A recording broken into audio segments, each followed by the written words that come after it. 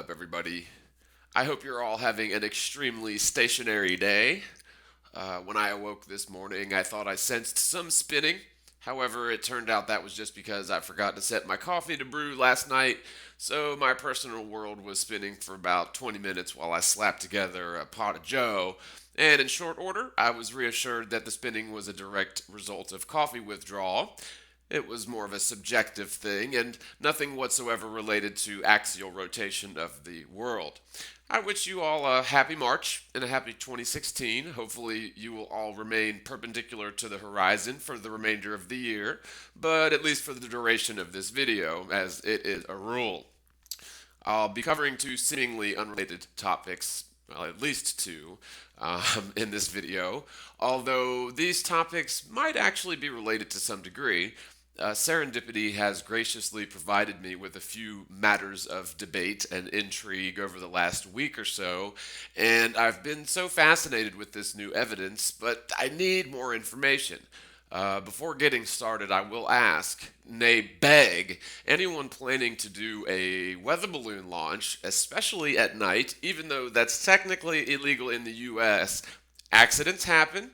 AM certainly could be confused with PM if you're not careful, just saying. But as you may know, a couple of weeks ago I was sent a link to a high altitude weather balloon footage, which was described to me by the alleged original poster, or maybe whom I just assumed was the original poster through some fault of my own.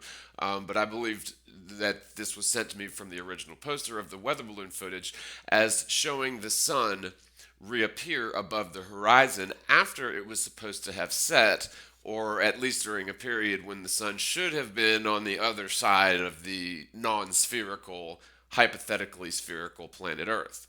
I was told by the original ballooner, or whom I thought was the original ballooner, if that's even a word, that the video was definitely footage of the sun and the stars in the same sky. Um, I've been looking for that sort of thing and asking around because, and I've actually mentioned this in a couple of videos recently, that you can never seem to find high altitude footage of the sun and the stars in the same shot. So I typically give people the benefit of the doubt, and I assumed that since the person who I believed launched the balloon, he or she would have the best first-hand knowledge of things like the date, the time, the position of the sun, the latitude and longitude information, etc., etc. Unfortunately, after scouring the video several times, the only data points I could find were one, stratosphere, which is a 10,000 foot range of area above the face of the earth. So I believe it's 33,000 to 43,000, if I'm not mistaken. I believe on one of my previous videos I said 23 to 33,000. So we'll just say about 30,000 feet in a range of 10,000 plus or minus from that distance. So the stratosphere. That was what we were given in terms of where the footage was taking place, is from the stratosphere, which that's sort of nondescript, to say it mildly. Now, the second data point we had was the Iberian Peninsula, which is very, very general, a description of the area where Spain is found. That would be like if you ask me for my address and I say, like, sure, got a pen? Okay, I live in the American continental area. The third data point is that the video was shot during the Quadrantids event of January 2016 as viewed from somewhere near Spain. Now, I'm not trying to be rude to the original poster, and I suppose the person who launched the balloon was really only concerned with capturing the Quadrantids, and they weren't expecting to catch possible video proof that the sun or the moon are local objects and are not 93 million miles away or 240,000 miles away, respectively. Of course, I was excited about this video, especially after seeing it. However, I tried to remain as skeptical and objective and thorough as possible in terms of vetting the video information. Now, I had some trouble establishing when the Quadrantids event was visible from, the Iberian Peninsula, so from Spain. So a date certainly would have been nice to have overlaid in the video of that high altitude footage, along with time, AM or PM included for sure, or just 24-hour military time. Another really important piece of information, which should always be included in all weather balloon launches, are the exact longitude and latitude coordinates of the launch and pre launch reference points in terms of directional orientation. So, for example, before you launch the balloon, if you could position the camera towards the north and tell everyone, or put it overlaid in the video, this is north. Um, a compass and altimeter would be even better, but date, time, and directional orientation prior to launch are critical, and of course, the lat longitude information of the launch site. Now, time date stamp is important, and I think that if you're going to launch a weather balloon, you should have a time and date stamp clock running, in the bottom right corner of the video for the entire thing. And there's ways you can do that without getting too technical, but you can just sort of keep track of the time separately and overlay that into the video. So in case you do any cuts, people realize that they're not seeing things in sequence, but you're, going back and forth and looking at different events. Anyways, the reason I was originally so excited about this video was because this ballooner and we were chatting in a chat group towards the tail end of a live broadcast, and I really don't remember which one. I've done a lot recently. Now, since I can't remember his name, I'll simply refer to him as the ballooner, but I would really love to hear from the person who originally shot the Quadratids video from the, quote, stratosphere over the, quote, Iberian Peninsula during, quote, January of 2016. Since I'm terrible at staying current with emails, I would really appreciate it if you could call me at 864-603-3189. I'm on the East Coast USA. That's GMT -5, just so you know what time zone. But again, the person whom I was chatting with towards the end of that show, when you sent me the link to that video of the apparent sunrise at night, please give me a call so that we can, kind of talk this over and figure out what's going on. Now, the first thing you'll notice about the balloon video is the primary object. And when I say the primary object, I'm referring to the very bright light, which appears to be the sun, is intersecting with the horizon. Since there was not a launch clock, which should definitely be displayed in any balloon launch video, so we know the timeline of any events that occur, I will assume that the initial appearance of the primary object was in the correct spot in terms of a linear timeline. Although without a launch clock, we really have no way of telling whether the events depicted in the video were presented in a linear fashion. Of course, when you watch the original video, we totally get it that the dude launched the balloon first, and then way later, they found the balloon crashed. Now, that's obvious, the series of events in a very generally speaking term. I mean, obviously he launched it first, and then later on, at the end of the whole situation, they found the crashed balloon. So that's very obvious, but I'm talking about during the event. The video I was given a link to appeared to be presented in a linear fashion. However, there were a few cuts and replays at slower playback speeds, which is fine. However, that proves at least that the original video was not a completely linear representation of the timeline of events.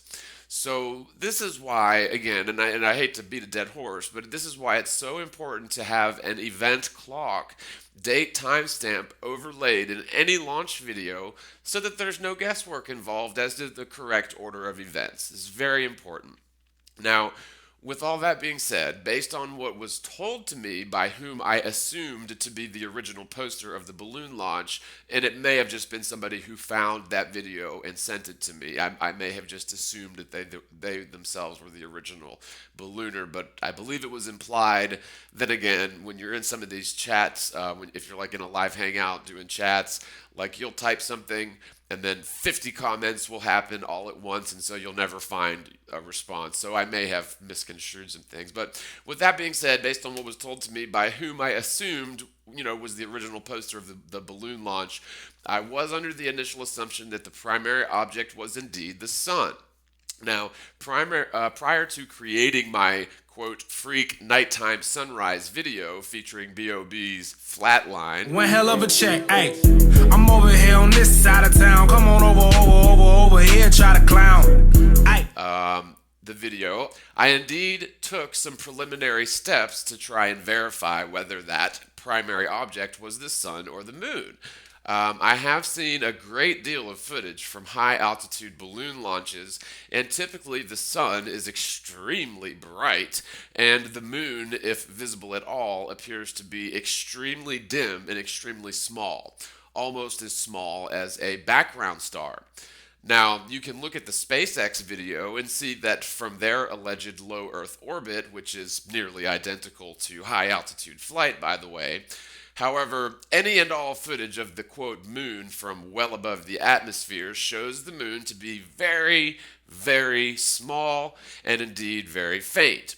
Much smaller than the sun appears to be. And we're talking about from high altitudes. From the ground, they appear to be about the same size. Now, this is what leads me to believe that while we're standing on the ground, our atmosphere and other more exotic layers of natural fields between your eye, which is a convex lens, and the moon probably act as sort of a convex lens. So let me restate that because our eyes are indeed convex lenses. But what I'm saying is the atmosphere and the magnetosphere and the stratosphere. And I hate to use the word sphere. You could say the ionoplane or the stratoplane. It's all the same thing, but we'll use the common vernacular. All of these different layers of media that the light from the moon is passing through appears to be acting as sort of a lens, or even a convex lens, or even a lens that makes the moon appear to be much larger than it actually is. Yet for some reason, the same effect doesn't appear to happen with the sun, although I have seen some high altitude balloon footage where the sun also appears to be very small. So it could be that standing here on the ground, when looking up at the sky, whether it's at the sun or the moon or possibly even the stars, we're looking at sort of a magnified version of everything, which makes tiny little dots and tiny little things makes them seem extremely large. Anyway, all of that is what leads me to believe that while we are standing on the ground, our atmosphere and the other exotic layers of natural fields between your eye and the moon probably act as sort of a convex lens, which would cause different frequencies of light to behave in a peculiar manner according to an observer on the ground, but light's just doing what light naturally does. It passes through media, and if it hits a certain type of media at a certain angle, it's going to react to that media and either change direction or diffuse into the visible spectrum, or there's lots of different things that light can do when passing through different sorts of media. Now, let me go on the record and state that I do not believe there is literally a glass dome or physical convex lens in the sky. However, I do believe there are a variety of layers which perturb light as it passes through said layers. For those of you who don't know, quote, visible light, end quote, is a tiny sliver of the entire electromagnetic spectrum, rendering us humans mostly blind and deaf. Same thing goes for sound waves. There could literally be a physical object 6 inches from your face screaming louder than a steam whistle. However, if the object somehow absorbed visible light as opposed to reflected it, and its vocal cords were attuned to a resonance outside the audible scope, you would literally never have a clue that that object was there screaming at extremely high levels every day, all day. You might experience some physical side effects from, being exposed to all of these, unnoticed stimuli. However, you'd never attribute said effects to something you've never seen or heard, of course. You would just think it was, I've got a migraine today, let me take a pill. So the sad truth is, this is exactly what's happening to us humans on a daily basis. If you ever research the sorts of frequencies used for cell phones, cordless phones, wireless mice, wireless mouses, I don't know, I've never really been sure about that, but wireless mesh, anything that sends and receives data via wireless bandwidths will, if modulated to be audible to the human ear, so you can sort of pass it through a filter that will sort of change the frequency so that you can sort of hear how it sounds if it was within our audible spectrum. But all these devices have that we have scattered all over the house, not to mention the 3 cell phone towers, which are always in earshot from anyone in America at all times, no matter what. It's as if we've got a dozen devices constantly screaming the most awful tones all day long, all night long, never ceasing. Well, if you turn everything off at night, I've found I sleep a lot better. If you typically sleep with all your devices on, your cell phones, your computers, laptops, cordless phones, etc., with all that stuff on at night, if you usually sleep that way, try this. Try shutting everything down for a couple nights in a row, just while you're sleeping. It's not like you're going to miss anything. And I can guarantee you just about that you will get the best sleep you've had in a long time. Now, one thing that I'll mention also is that the electric companies have recently started changing the old school analog meters that a guy actually has to physically walk out to your house and read the meter in order to figure up your power bill. They've started using instead these wireless meters, and they're even using it for our water in a lot of places as well for your water meters. But these wireless meters operate on a frequency that has been known to cause heart conditions and all sorts of because you got to understand our body is essentially an electromagnetic device, and when you start throwing all these interference wave signals through you, because yes, there's literally all sorts of different electromagnetic waves passing through you even right now. Me myself, I've got a cell phone next to me, I've got a cordless phone, and I've got a modem about 6 feet away that's generating Wi-Fi signals. So just in my very room here, I've got all these different things that are literally screaming, but I don't hear it. So even though we can't see or hear everything, that doesn't mean that everything we cannot see or hear doesn't exist. The truth is, we're mostly blind and deaf, however, extremely arrogant in most cases, in terms of the typical belief that we've got it all figured out. And this statement certainly applies to scientists, most specifically theoretical physicists, who are to science as comic book authors are to news. But theoretical physicists are so far removed from the scientific method, as I've stated before, we must either change the definition of science or change the job description from theoretical physicist to something like a hypothetical surrealist. So I've come up with a few other examples. Putative hypnagogist, assumptive narcissist, presumptuous charlatan, imaginative harlequin, conjecturable egomaniacist, and I could go on, but it's really just too easy. Now, I consider another point we humans believe we've got it all figured out absolutely begins with the so-called Big Bang and continues through today as evolution. We clever and haughty humans have the audacity to believe that we're capable of understanding theoretical events which never happened 14 billion years ago. If you pause to think about this for a moment, the utter madness of the endeavor itself will always make an honest person chuckle, or at least place their tongue in cheek, if only for a moment.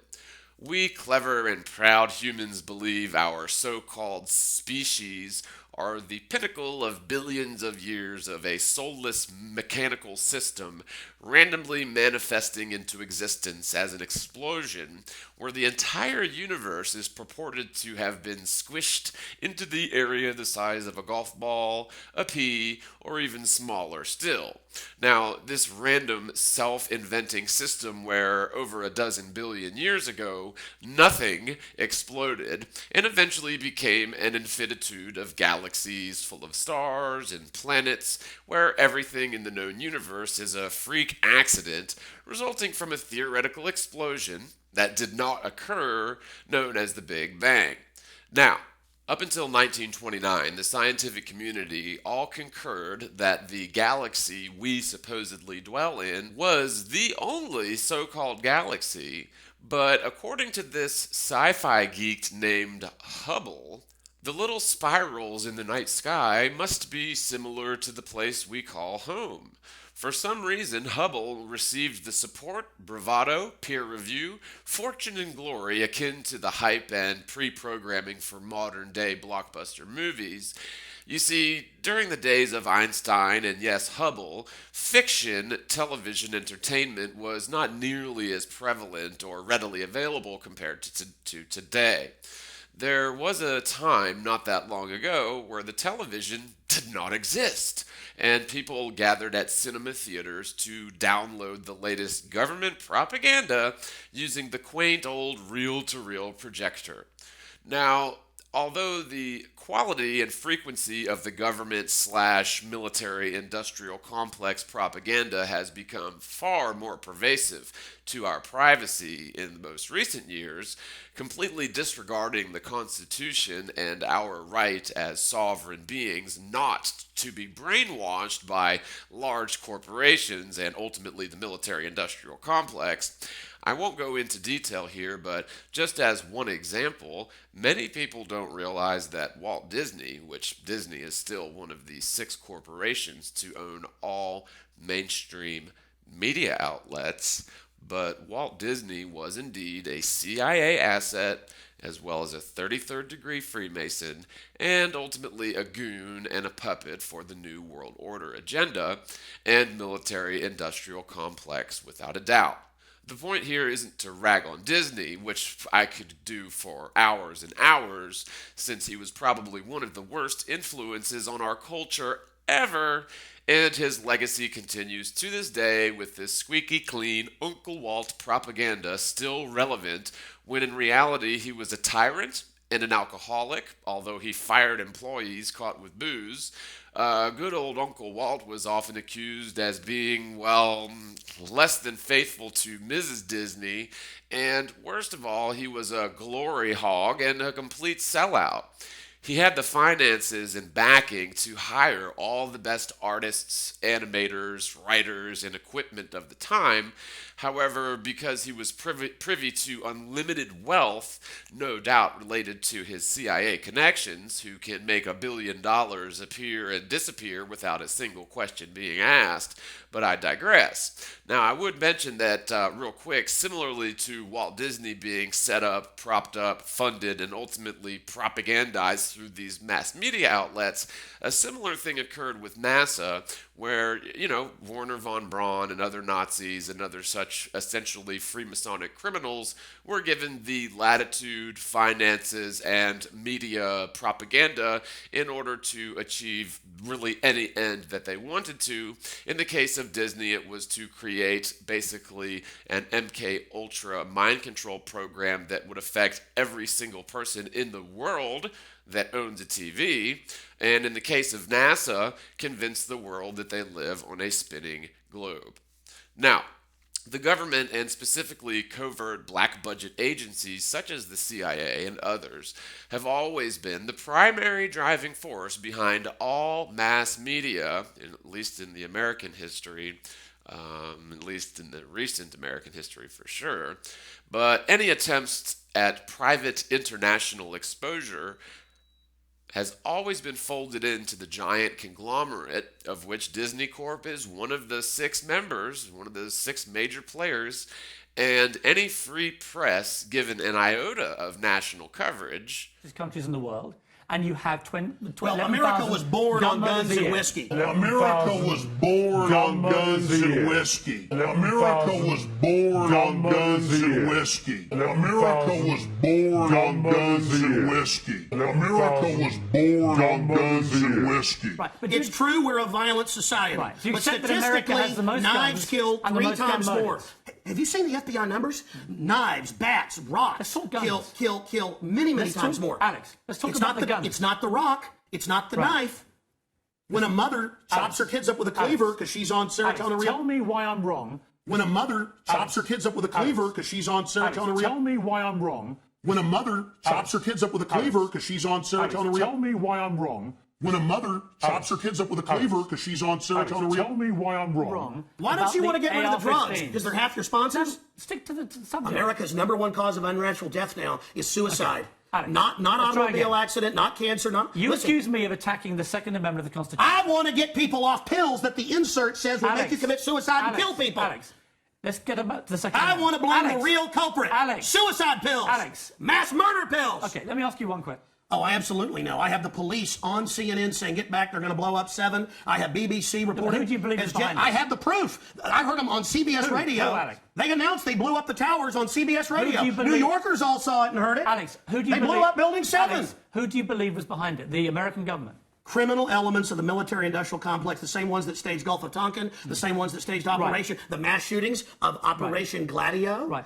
Ooh, the CIA don't like this Alex, right now. Do you mean that President Bush and his administration were behind 9/11? I mean that even mainstream news reported that the hijackers were ordered to be allowed into the United States. Michael Springman, the head of the Visa Department, blew the whistle on that. So the Bush administration was part of a conspiracy Well, to he murder, should never let us tolerate to murder thousands of Americans. I can speak in this accent as well. Yeah. The But is that what you government, believe? Hitler firebombed his own Reichstag, Pierce, to bring in martial law in Germany, April 27th, 1933.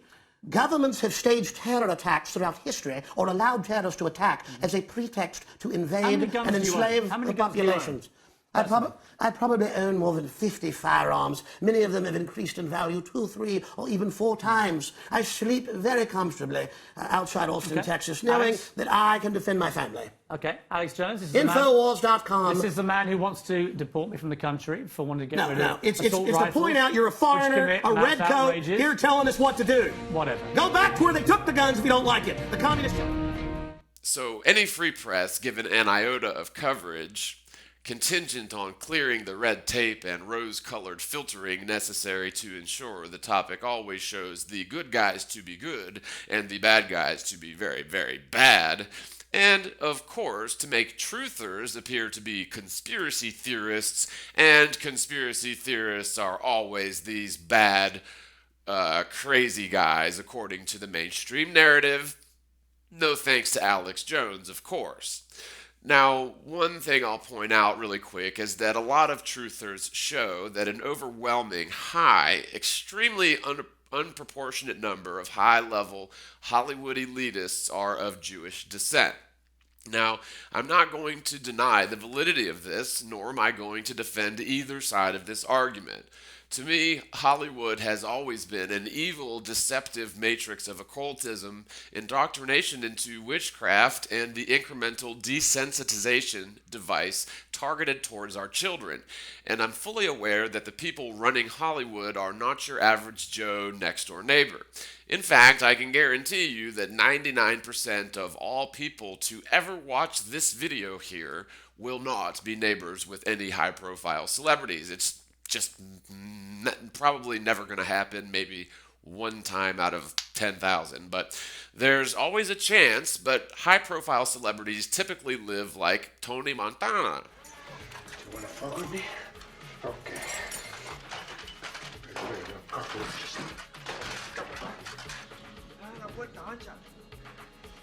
But to get back on point, let's say, hypothetically, that you and, say, 10 other people run the CIA. You have been providing the funding and legal framework to ensure that 6 loyal companies, Disney Co., Time Warner, Viacom, etc., are all allowed to have a complete monopoly on all mainstream media.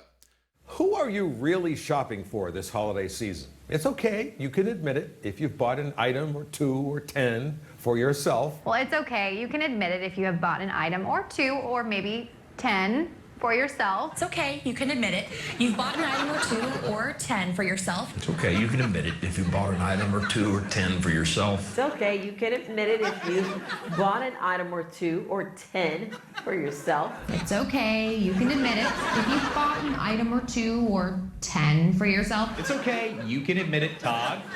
if you've bought an item or 2 or 10 for yourself. It's okay, you can admit it. If you bought an item or 2 or 10 for yourself. It's okay, you can admit it. If you brought an item or 2 or maybe 10 for yourself. It's okay, you can admit it. If you bought an item or 2 or 10 for yourself. It's okay, you can admit it. If you bought 1 or 2 or maybe 3 or 4, maybe even 10 items for yourself. It's okay, you can admit it if you bought an item or 2 or 10 for yourself. It's okay, you can admit it. If you bought an item or 2 or 10 for yourself. It's okay, you can admit it if you bought an item or 2 or 10 for yourself. It's okay, you can admit it if you bought an item or 2 or maybe 10 for yourself. It's okay, you can admit it if you bought maybe an item or 2 or 10 for yourself. Is it okay? You can admit it. If you bought an item or 2 or 3 or 10 for yourself. It's okay, you can admit it. If you bought an item or 2 or 10 for yourself. It's okay, you can admit it if you brought an item or 2 or 10 for you. It's okay, you can admit it. If you've bought an item or 2 or 10 for yourself. It's okay, you can admit it if you bought an item or 2 or 10 for yourself. It's okay, you can admit it if you bought an item or 2 or 10. Say for yourself. It's okay, admit it, if you bought an item or 2 or 10 for yourself. It's okay, you can admit it if you bought yourself 1 or 2 or 10 things for yourself, because a lot of people do it. So let's say that you and 10 other people who run the CIA and have been funding and enabling the 6 main media conglomerates to run a monopoly on information, while the illusion of choice or even opposing options of outlets, when in fact Fox, MSNBC, CNN, and yes, even RT are indeed run by the same group of people, which is all cleverly hidden via proxy groups, sister companies, clever major shareholdings in each company. There's lots of ways that a small group of people who just so happen to have unlimited funding, who also could just so happen to run the CIA, could have so much control over what is aired over mainstream waves, and nobody could ever trace their involvement back as the ultimate source and controlling entity in what we call news and media. Now, assume for a moment that this scenario is true. We're just testing a hypothesis here, and let's just say that these 10 people are of all different backgrounds except one. Let's say they're all every race but Jewish. George Bush Sr., nor his father, who created the CIA, nor any other CIA director have ever been Jewish. That's right, not one single Jewish person has ever directed the CIA. So the possibility of my theory that we're testing becomes slightly more plausible with this information in light. Now, let's just say this group of people really hate the Jews, and it's no secret that Prescott Bush, W's grandfather, was caught red-handed dealing with the Nazis during wartime and was even indicted under the Trading with the Enemy Act, but that's a story for another day. The point is if you're a clever group of conspirators with unlimited funding and control over all major media outlets, and you really hate Jews, can you think of a reason for this group to strategically ensure that Jewish people get placed into high-profile Hollywood positions in such a conspicuous manner that it leaves one pondering? If the Jewish people are such clever deceivers, isn't it sort of stupid of them to make it so obvious that they're in control of Hollywood? Don't you think if they were as smart as we are saying that they are, and as craftily, wily as they're saying they are, they'd create, or you'd think they'd create, an unwitting group of goyim around them to play puppet and be the public face of the media outlet? Now, again, I'm not saying that this is what's going on. It's really just a hypothesis because Jewish people catch a lot of flack for running Hollywood, which is very much true. I mean, there's a lot of validity to that claim. On the other hand, we know there is a hidden hand behind all puppets, and the hidden hand prefers to remain, well, hidden. I realize there's a ton of despicable stuff written in the ancient Talmud. However, this fringe set of books remains mostly unknown to the majority of Jewish people most rabbis are mere novices in terms of the Talmud, and in fact, there appears to be a secretive group of pro-Talmud fringe rabbis who are involved with infiltrating groups such as the Masons and, yes, even Hollywood or possibly even the CIA. My whole point is that without the backing of the CIA, people like Disney or even George Lucas, ever seen THX? Ugh, it's brutally boring, and I'm surprised that the director of that movie was ever able to make Star Wars. However, when you realize that the director, being George Lucas, may have gotten help from the CIA and their so-called shoestring budget that Lucas loves to brag about when discussing the Death Star scenes, may not have been that shoestring after all. It's highly possible that Lucas, much like Kubrick, was given funding from certain covert government agencies with alphabet names under the condition that any advances achieved in creating realistic space scenes would later be used to fake space missions, and the deal with the devil would be easily made, especially with directors who were aspiring to become rich and famous. The point to this entire sidetrack was not to apologize for Jewish domination of Hollywood, just to offer a rational explanation of how, while Jewish people certainly do appear to dominate Hollywood, there's almost certainly a hidden hand behind the public figures who ostensibly don't like Jewish people very much and would much rather have the world angry with the Jews for running Hollywood than angry with the CIA backers for faking space and propping up infiltrated agents to fulfill an agenda that involves molding the consensus of the masses to more easily acquiesce to the pre-planned agenda, which is incrementally pre-programmed into our psyche as something we really want to achieve, even if the end result is catastrophic to the individual when played through to the end. Right, so with that out of the way, the next thing we're going to look at is the same, quote, stratosphere, quote, quadratids, quote, Iberian Peninsula video under a variety of combination of variables, including inverting the colors or creating negatives of the image, modulating variables such as color balance, saturation, etc., ultimately to see if we can find any hidden color information in the video footage. Now, I'll go ahead and point out that while I was originally led to believe by whom I believed was the original poster of the balloon footage that the primary bright object was the sun, I also did a few things on my end to verify that it could have been the sun. It seemed okay to me. After releasing the video, though, I was told by a friend that the background stars in that video were consistent with that of the moon, according to Stellarium, suggesting that the primary object in the video was actually the moon, not the sun. Now, I was a bit perplexed at this point and tried to verify the astronomical data using Stellarium as well. However, I was using the wrong dates, so my tests in that regard were irrelevant. Just is another reason why it's so important to include date-time information as well as directional frame of reference, altimeter, Latin longitude, etc. If you're going to launch a weather balloon, so that anyone analyzing the footage doesn't have to spend hours or even days figuring out where or when you launch the balloon, or which direction is which, or what time is it, leaving room for error and creating unnecessary work for the community. Now, I realize it sounds like I'm griping, but I am. Please, if you send up a weather balloon, include some reference data so that we can be sure about certain variables that affect the situation tremendously.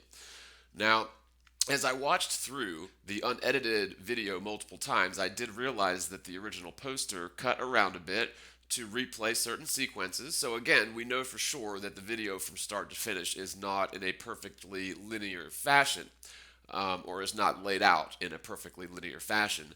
So we cannot assume that the events we're witnessing during the course of the video are actually displayed in the order which they actually occurred. Now, again, a timestamp overlaid in the video would be like a never-ending fountain of chocolate to the person analyzing this balloon footage, just saying. Anyways, and that is if you like chocolate. Let's just say you don't like chocolate, then it would be a never-ending fountain of white chocolate or caramel or apple juice or whatever. Anyways, during multiple playbacks, I was about to say during multiple Apple Jacks for some reason. During multiple playbacks, I found several very strange instances where, under certain gamma corrections, it appears as if an object very similar to what the moon would look like passes or appears to pass in front of the primary object in the video. Now, without making the claim that the primary object is indeed the sun, and there's actually a secondary object which is being lit from the opposite side, therefore invisible to the camera since the moon appears to be reflective of sunlight and only of sunlight, seriously, why don't we see reflections of stars on the moon during a no moon or new moon phase? You'd expect to see at least one single reflection of a starlight off the moon at some point in history ever. However, I'm not aware of this ever occurring.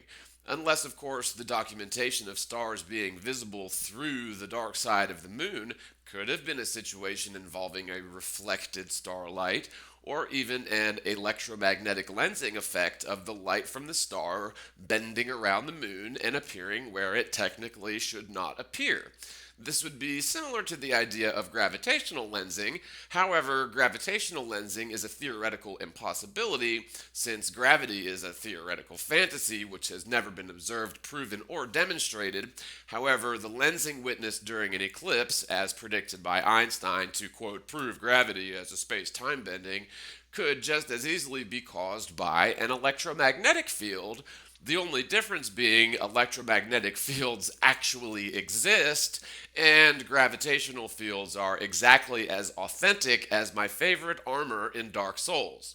It's a video game. Based on observation of the moon from the ground level and from 30,000 feet, a luxury certainly not afforded to the likes of Newton, we get a completely different picture of the moon.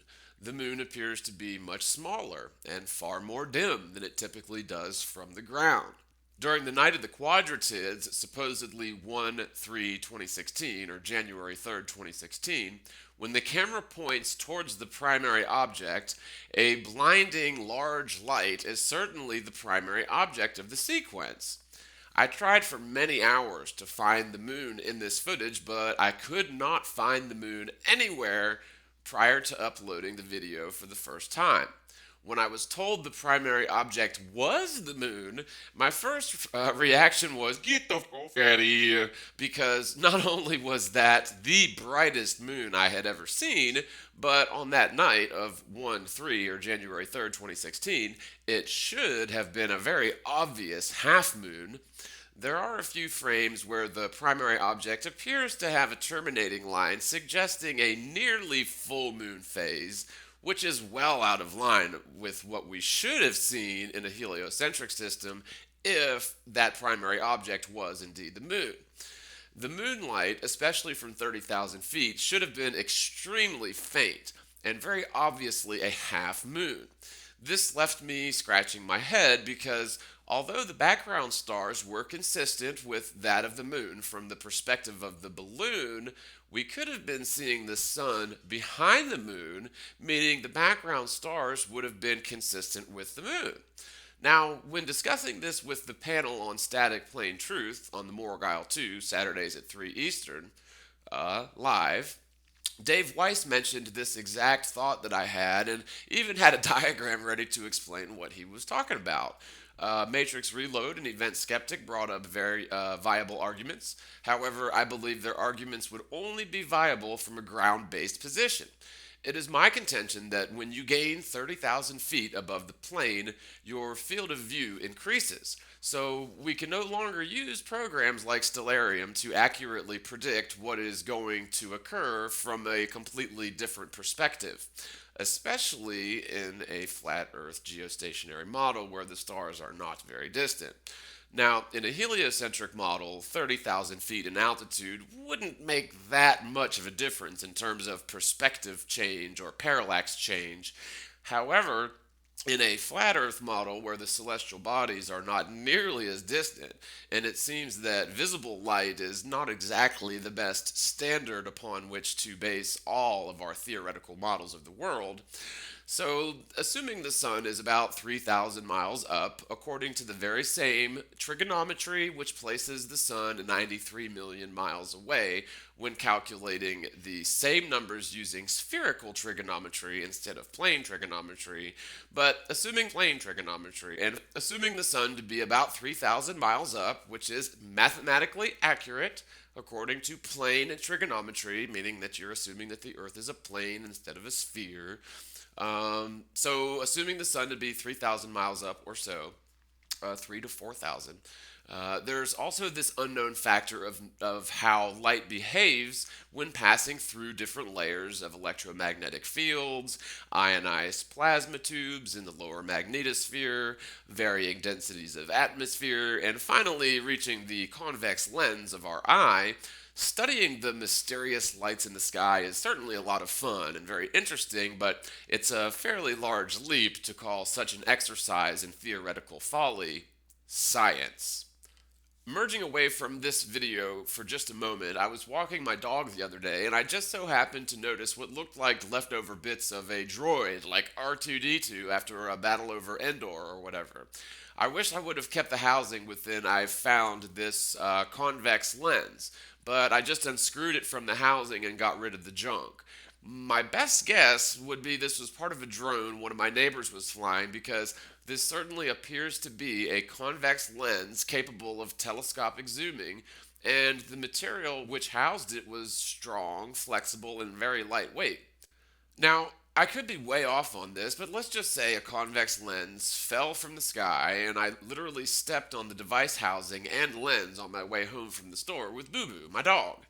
Anyway, I don't think it was merely a coincidence that this convex lens fell almost directly into my lap during the exact same time that I'm scrutinizing this very bizarre footage of the moon, which appears to be the sun from the stratosphere, and was explained to me as being the sun by the original uploader, or whom I thought was the original uploader. So, with that being said, based on the research and the experimentation I've done since coming out with the Freak Sunrise video with the B.O.B. flatline as the audio track, I've come to the conclusion that while the primary object may be the moon, I have some doubts about that. I believe it's completely possible that we are indeed looking at the sun from about 30,000 feet in altitude, when the sun itself should be completely invisible according to the heliocentric model due to the spinning and spherical nature of the Earth. Now, if we're testing the heliocentric model, this video makes no sense either way, because if the primary object is the moon, it's the brightest moon I've ever seen, and it's nearly a full moon when it's supposed to be a half moon, and usually video footage of the moon from well above, 20,000 feet, it typically appears a lot less bright and a lot smaller than it does from the ground. Now, again, I think that due to our gain in altitude and the very nearby sun and moon, the perspective change or parallax shift in the background stars caused by gaining such altitude will completely misalign expected stellarium data by many, many degrees. I'm also considering the fact that if you've seen the eclipse from a plane video, where several orbs appear to be surrounding the sun, completely invisible until the totality of the eclipse, and only from the vantage point of the airplane. Remember, as we gain altitude, objects beneath the horizon will begin to apparently raise. This is the exact same principle that causes the horizon to raise with the observer in a hot air balloon or an airline flight. We humans were designed to be very intelligent and well coordinated at short distances around ourselves. A large, towering building nearby will not seem nearly as threatening or powerful or foreboding when viewed from 20 miles away. In other words, the more distant an object gains from us, the less and less relevant that object becomes to our immediate well-being or our personal safety. This is why I find it extremely difficult to swallow the claim of modern science that purports we can see Jupiter with the naked eye, a ball of gas at least 365 million miles away, according to them, which must be directly behind 90 million miles of asteroids. Yes, we can supposedly see Jupiter with the naked eye for at least 365 million miles away, 90 million of those miles being filled with mostly undocumented so-called asteroids, orbiting lumps of rock and giant rubble piles ranging in size up to miles in diameter. But our little eyes, our little convex lenses, easily spot an object 365 million miles away with 93 million miles full of junk in the way. No problem. Again, all of this is theoretical nonsense, but how is it possible for us to see a, quote, planet such as Jupiter so far off into the distance with the naked eye, yet we've never found a shred of viable evidence to physically support the theory of gravity, even with decades of modern science dedicated to the study? Why is it that we can demonstrate and prove electromagnetic fields every day, any old day of the week, yet the, quote, grandfathers of physics were completely ignorant of this phenomenon? I think this is a very important point that is often overlooked by modern science. The main point here is that our fundamental ideas about the world, the sun, the moon, stars, and ultimately the universe are extremely misinformed, if not the exact opposite of what the truth is. Now, I'll mention quickly that the phrase universe is the etymological equivalent to from many come one, or e pluribus unum. This is often portrayed near an unfinished pyramid on our money supply, near the Latin word for our crowning achievement, as well as a new world order, or a new order of the ages. So, what do these three ideas often found on American money have in common? Well, a new world order, a new view of the universe, or e pluribus unum, and our crowning achievement, annuit septis. Now, could it be that hidden people in power behind the monetary scam known as the Federal Reserve, which is exactly as federal as McDonald's and the kitty cat porn ranch in Nevada, but the Federal Reserve and the psychological scam behind the mass media and the scientific scam behind the propping up and funding people like Newton, Cavendish, Thomas Edison, Einstein, while discrediting and essentially erasing from history the greatest minds of, all time, such as Nikola Tesla, and then covering up the bona fide scientific evidence which shows that the Earth is a stationary plane and only the starlight or the ether is moving overhead. And a couple of examples would be the Michelson-Morley, Michelson-Gale experiments, Airy's failure, the Sagnac experiment. There were lots of experiments done involving light, which proved conclusively that the Earth is stationary and that it is only the starlight or the ether that is spinning, and yet these scientific experiments are actually omitted from all textbooks. So you'll never learn that if you want to become a theoretical physicist or any sort of, astronomer or physicist in general. You're never going to hear about any of those experiments.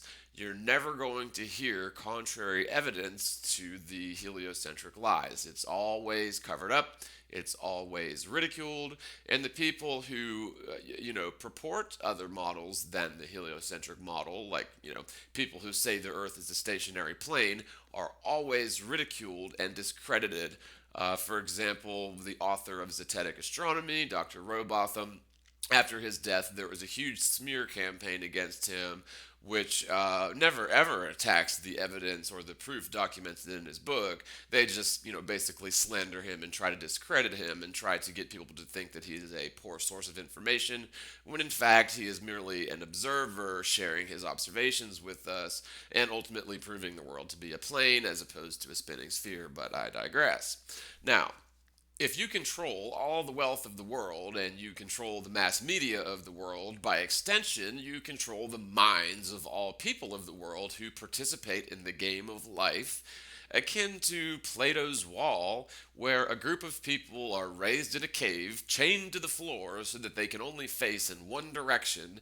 Now, behind them, fires are lit, and the flashes and shadows on the wall in front of Plato's victims would eventually begin to represent their very own personal universe, complete with an entertainment output device, the flickers and shadows on the wall, and certainly would develop a series of creative stories and even lore amounting to volumes of myths describing the birth of the light and the material which makes up the darker parts of the wall at times. Surely, after many years, the victims of Plato's Wall would become experts at interpreting the lights and shadows on the wall to a degree which they could potentially develop entire religions, or at least habits based on cycles found in the otherwise random or chaotic highlights and shadows on the wall. After all these years, these poor people would absolutely view the random flickers and shadows on the wall as reality, and would scoff at anyone who told them that the lights on the walls were merely projections of light from a fire beneath them, and they would certainly defend their belief system crafted around the lore of the dancing fire on Plato's prison. Now, assuming you let one of the prisoners free to exit the cave, unbound his shackles, freed him of his chains, surely he would be hesitant to leave his familiar surroundings, but would eventually make his way out of the cave, past the fire which had previously generated his entire impression of reality since he was a child, upon seeing unfamiliar shades of colors like green, blue, brown, and all sorts of bright light that would be unfamiliar to such a prisoner. Curiosity would overcome fear of the unknown, and the man, who had spent his whole life deciphering shadows on a wall to construct his understanding of reality, is instantly faced with an entire world full of previously unimaginable sights and sounds and feelings, and certainly an emotional experience for that man. Now, when it came time for him to return to his permanent chains in the confines of Plato's cave prison, with the sparks and shadows dictating the current events, I suspect that he would not want to return. What do you think? Furthermore, upon being placed back into the group of those who never left the cave, could he ever possibly describe what he had seen, heard, and experienced? Could he describe a bird or a breeze? Would they believe him? Even if he was the most gifted literary genius, the best orator ever, it's doubtless that he would never convey the experiences adequately to his comrades, and they would indeed reckon him a madman before taking anything he stated to be serious. I'm sure they would say something along the lines of, "Well, there are no blue skies on the wall here, so you're obviously mad to think there could be blue skies on the other side of the wall." I'm sure they would insult him and provide very convincing reasons in terms of their group and in terms of their myths and lore as to why there were certainly no such thing as mountains or objects such as suns or moons. Birds and wildlife are obviously ridiculous according to Plato's prisoners, because such things could never exist on the wall of everything that is, was, and ever shall be. So I've sort of gotten off on a tangent, but it's an important point to remember that we people are extremely intelligent and by nature very trusting of authority. We were all raised since infants by people who knew much more than we did, and in fact taught us everything we know. Any questions we might have had are answered in great detail by many intelligent specialists, essentially rendering personal experimentation or verifying the results useless on the modern version of Plato's prison wall, known as the status quo or the mainstream narrative especially. At the end of the day, each of us have a choice whether to remain imprisoned in the New World version of Plato's prison cave, or merely decide to dissolve the chains holding us mentally bound to the Copernican principle, or the childish love for everything space, including Star Wars, Star Trek, Lost in Space, NASA, and let's not forget the Orwellian space race between Russia and the US, the entire Cold War was a cover for NASA and RASA to play Hulk Hogan versus Andre the Giant, spreading all the necessary propaganda to convince the entire world that America and Russia somehow had the ability to launch astronauts into the sci-fi pre-programmed idea of orbit and space travel, all based on the original hypothetical postulations of Newton and the conflicting postulations of Einstein, all of which led to this self-perpetuating false dichotomy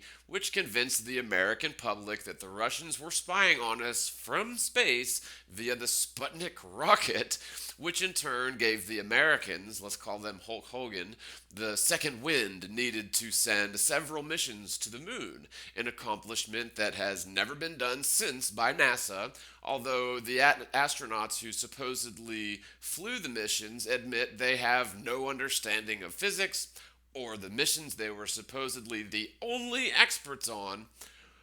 For an astronaut from the Apollo missions to be pressed by Bart Sibrel in Astronauts Gone Wild and state, quote, "I'm not sure whether we passed through the so-called Van Allen belts on the way to the moon," end quote. This proves that one of the very few people in history to have traveled beyond the so-called low Earth orbit, or above about 300 miles in altitude, had absolutely no idea about the topic of, quote, space, and he apparently did not experience specific phenomenon which should have occurred during his 25,000-mile trek through the so-called Van Allen belts, which he absolutely would have traveled through on his way to the moon had he gone to the moon. Anyways, the point is, the world at large was primed and ready for space travel and moon landings, thanks to the mass media device, the federal education system, and the Orwellian relationship between Russia and the US during the Cold War. It certainly makes the truth all the more juicy. Furthermore, when America decided to suck up German scientists and technology after World War II, just as the Russians did, it's obvious that America was deeply allied with the Nazis during World War II, leading up to the point where Pearl Harbor was bombed, allegedly by the Japanese, who had no motive to do so, and in fact had the opposite of a motive to do so, as they were in the midst of negotiating peace deals when they suddenly, unexpectedly, unprovokedly attacked Pearl Harbor, which accomplished the worst possible thing that could have possibly happened to the Japanese people. Now, instead of a peace deal with the Americans, they now had a mortal enemy who was, up to that point, not even involved in the war in any real sense, but after Pearl Harbor, led the attack against Hitler and the Japanese. Now, I've brought this up before, but it's far more likely that the so-called Japanese planes, which attacked the unusually empty and quiet Pearl Harbor that day, were not Japanese planes at all, but were instead Eastern Russian Mongolians with planes dressed to look like Japanese planes in order to, quote, awaken the sleeping giant, end quote, that would ultimately decimate two of Japan's most important cities using what were obviously firebomb tactics similar to that used on Berlin. However, it appears the propaganda of nuclear weapons was used to prove to the world that the US had created the nuke before anyone else could achieve it, giving the US a sort of permanent ace up its sleeve in terms of world politics. Now, it's no surprise that the Russians soon gained nuclear capabilities, because what good is a dichotomy where you only have one protagonist instead of two protagonists/antagonists to pit against one another? Russia had to also develop nuclear technology, which does not exist, by the way. Nuclear bombs are indeed a hoax. However, the Orwellian concept of MAD, or mutually assured destruction, is the perfect tool for the few elites who would like to control us.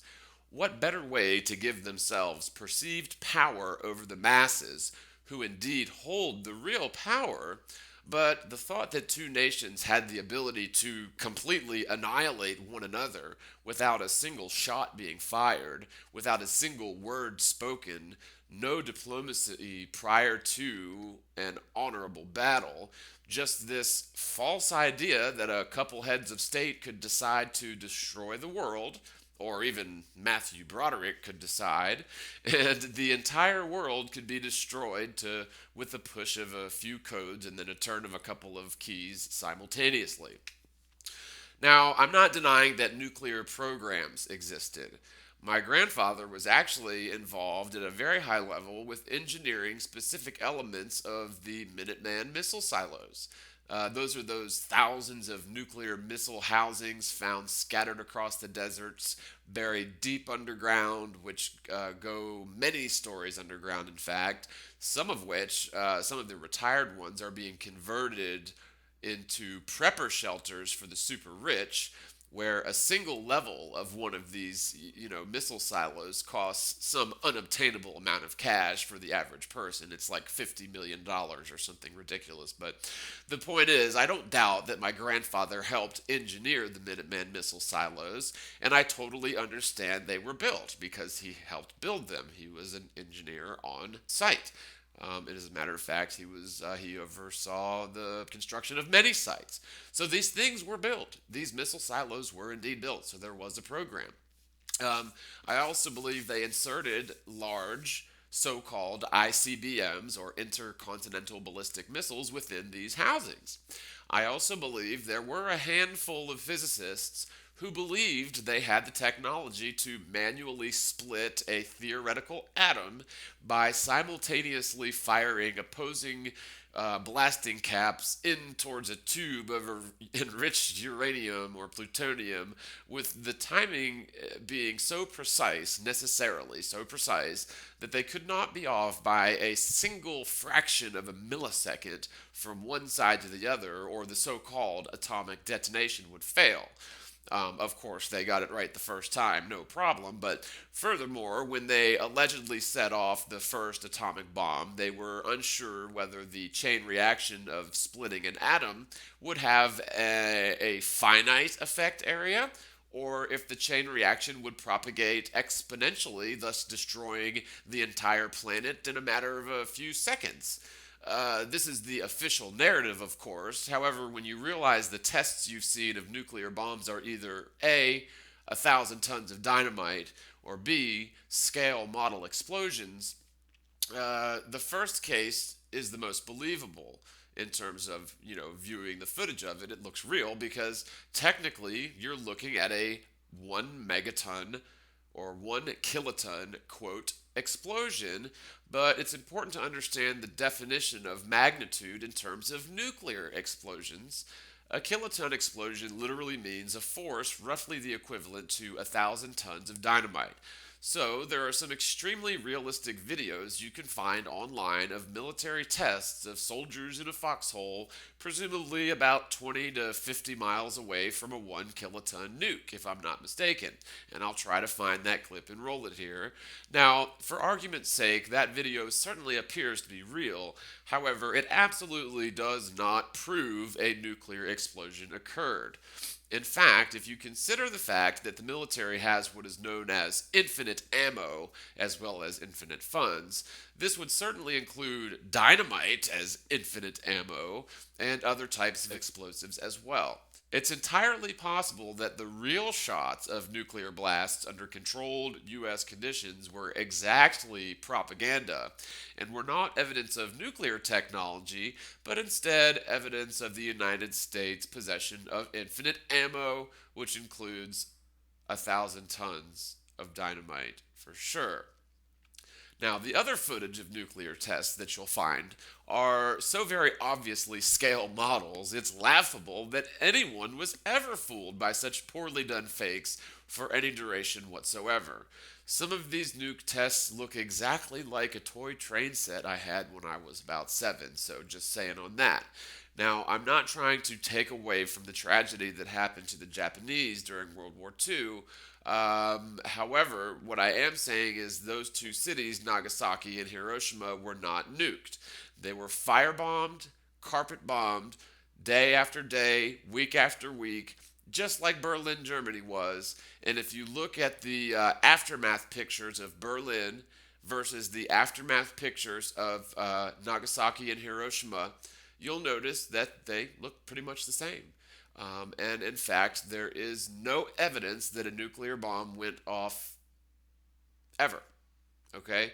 And people like Mark Sargent and others will point to the so-called Operation Fishbowl, where the U.S. military claims to have launched nukes up towards the sky, and what you get is a cartoon that looks like, I don't know, like a cracked windshield in slow motion. But I tend not to believe cartoons from the military.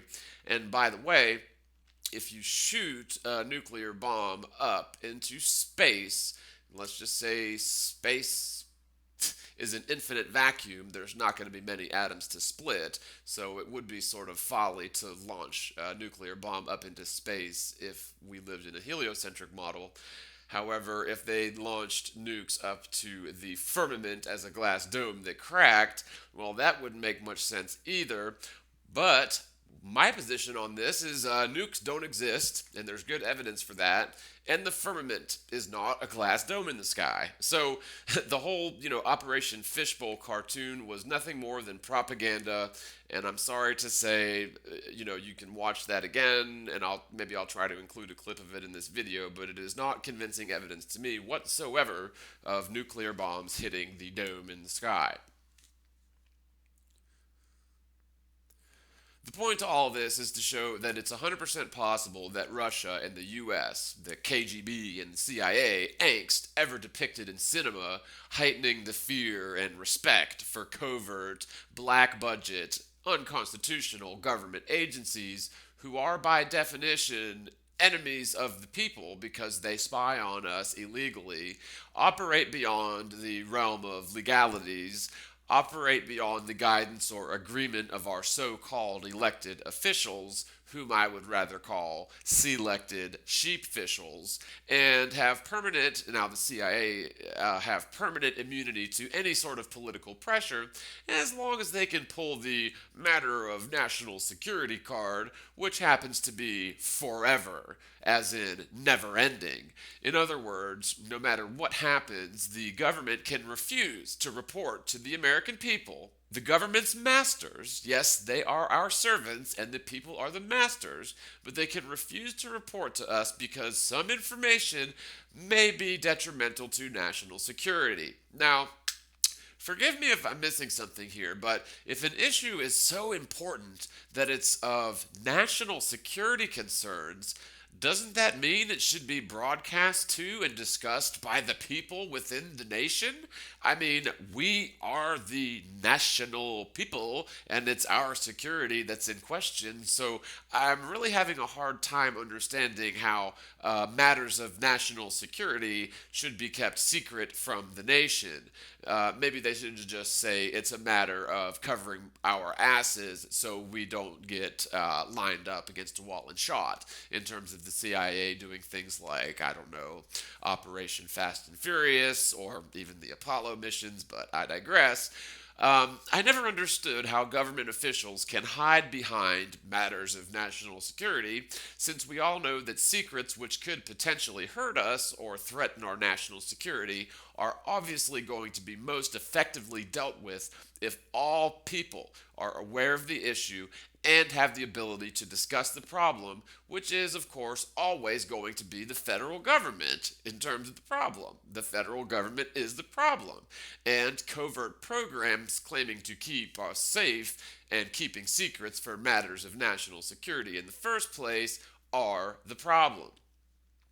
Now, with all these tangents aside, I'm fully aware that programs like Stellarium are going to accurately represent visible heavens from the perspective of an observer on the ground anywhere in the world. It's accurate. I'm also aware that this software assumes the world to be a globe and also assumes the stars to be infinitely distant, more or less, and so we cannot necessarily rely on programs such as Stellarium to determine how celestial bodies will align when viewed from the stratosphere, for example. there are too many abnormalities with this video to absolutely call this one way or the other. One thing I always try to do is tally up pros and cons for any dilemma. This usually will help to determine the probability of one scenario or hypothesis over the other. We'll look at the pros and cons of the primary object either being the sun or being the moon in this video. And I'm sure I didn't remember to do everything. Forgive me. And if anybody has any ideas to add to it, then make a video about it and give some more pros and cons about this video or this primary object in this video either being the sun or the moon. Now, the primary object being the sun, and again, the definition of the primary object is that big bright light that looks just like the sun. That's the primary object. The pros, or the evidence that supports that being the sun are: the primary object is bright and looks like the sun. It doesn't look like the moon at all. Furthermore, it doesn't appear to be a half moon whatsoever, which it should have been that night. Doesn't appear like any other high altitude balloon footage of the moon I've ever seen. A moon-like anomaly appears in the hidden color information of the footage in front of and around the primary object, astonishingly casting shadows uncannily aligned to the expected angles if the primary object is the sun further off in the distance than the moon, and so although higher appears to be lower than the moon when in fact the sun is higher yet more distant in this particular scenario, and the secondary or hidden object is indeed or could indeed be the moon. If we suppose the primary object is the moon, brilliantly lit to a nearly full state, then the sun should be somewhere behind us, although according to Stellarium and the conventional model, the sun is 93 million miles further away than the moon and obscured around approximately 5,000 miles of curvature if the Earth is a globe. Since the Earth is not a globe, then the sun would still be very distant, about 5,000 miles away, but certainly not 93 million miles behind the moon. Also, I will note that our atmosphere and these different layers of electromagnetic fields that I've been sort of describing throughout the duration of this video tend to play tricks on our eyes, and so just because we point to something and say there is that object in the sky doesn't necessarily mean that we're pointing at that object, because again, light does not behave in a perfectly rectilinear fashion always forever like we tend to think that it does. In either case, and this is the final pro for the primary object being the sun, in either case, sun or moon, this footage makes zero sense in the heliocentric model. Now we'll go to the primary object being the sun cons, or evidence that goes against the primary object being the sun. First point is, of course, the Stellarium data indicates the background stars are consistent with that of the moon. The second one would be the stars are visible, and I'll put a sort of asterisk by that because, and I'll just go ahead and explain it now. The only reason I even got this footage was because, again, I was chatting with this guy who said he had a lot of weather balloon footage, and I asked specifically, do you have anything with the sun and the stars visible in the same sky? And so he sent this to me. And so, again, the second con for this primary object being the sun is that the stars are indeed visible. And finally, the last thing I could come up with in favor of this primary object being the moon, no other object is visible in the sky in the visible spectrum other than the primary object, which appears where the moon should, according to Stellarium, but from the ground level only. Based on the original claim of the supposed original poster of the Iberian Peninsula during the Quadratins event in January of 2016, who told me the primary object in question was indeed the sun, visible over the horizon when it should be well behind the curve of the Earth, certainly seems like a plausible explanation, even with the aforementioned Stellarium data having the background stars in the frame in line with the expected stars traveling with the moon that night.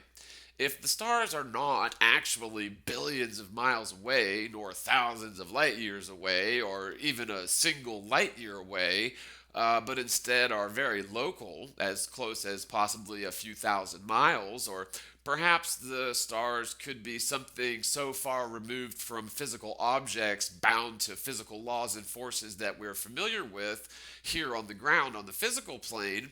It's extremely naive to try and label, measure, and weigh the stars in our typical labors to understand every minute detail of a subject, even if that means filling in the unknown areas with theories, ideas, conjecture, extrapolations, and even lies, so long as they are propped up by the funded, the well-funded CIA-backed parrots known as theoretical physicists, such as Einstein, Cavendish, Foucault, etc.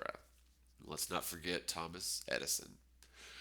I believe that attempting to liken the sun, the moon, and the stars to anything on or near the earth is egotistical theoretical folly that could never possibly yield tangible results in a venture based on such theoretical premises.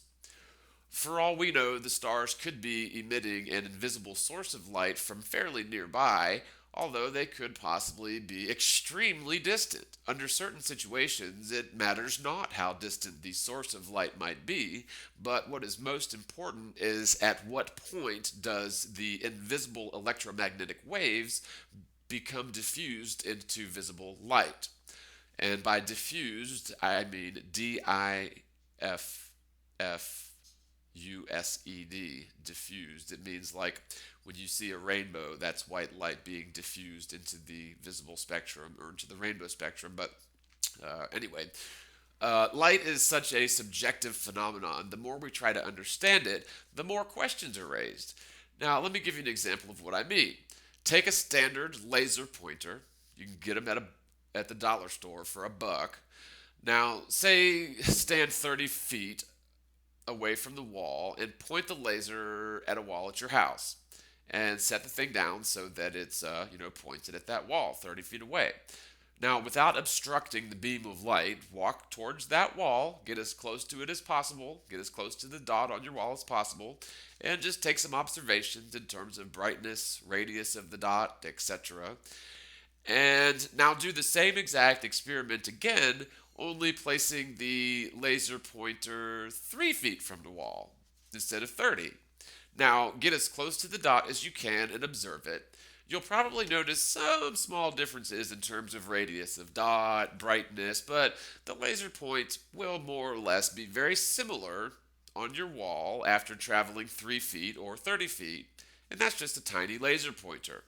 Now, from those two experiments, suppose you had no idea there was a laser pointer involved at all. Let's just say you were only aware of the dot on the wall itself. Now, when comparing the two sets of experiments from your ill-informed position, it would be impossible for you to determine what, where, or anything physically attributed to the source of light, which we all know was the laser pointer, but you in this, hypothetical experiment had no idea such a thing existed. As in both cases, the laser pointer was behind you and you were not aware of it, you would be able to, hypothesize all sorts of things about the source of that little dot on your wall. But I can pretty much guarantee you, without the knowledge of the laser pointer, you'd be, what's the best way to put it? You'd be digging a hole with a shovel made out of Jell-O. If you could apply a similar line of thought to the sun, moon, and stars, perhaps we can start to get a better understanding of what's actually going on. We can certainly use programs like Stellarium to an extent. However, we must remember that all, quote, scientific software dealing with the heavens are going to be coded around a heliocentric matrix, inherently carrying the assumption that the Earth is a globe and space is in all directions, with the stars being essentially infinitely distant suns or galaxies. Let's assume for a moment that the stars are relatively close by, say 5,000 miles up, just throwing a number out there. If the electromagnetic waves from those stars are traveling through the ether, invisible to our eye, but at the point where those electromagnetic waves penetrate our protective firmament, probably not made of glass, perhaps behaving like a lens or even a prism which diffuses the electromagnetic waves from the distant stars into the visible spectrum.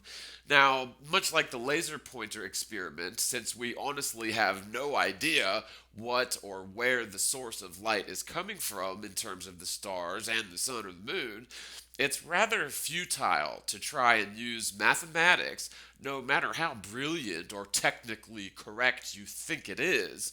The simple truth is, we humans are incapable of discerning pretty much everything in the heavens, and perhaps that is the way things are meant to be. When I was sent the video of the freak nighttime sunrise of the Iberian Peninsula from the stratosphere, of course I thought it was too good to be true, and for a few reasons.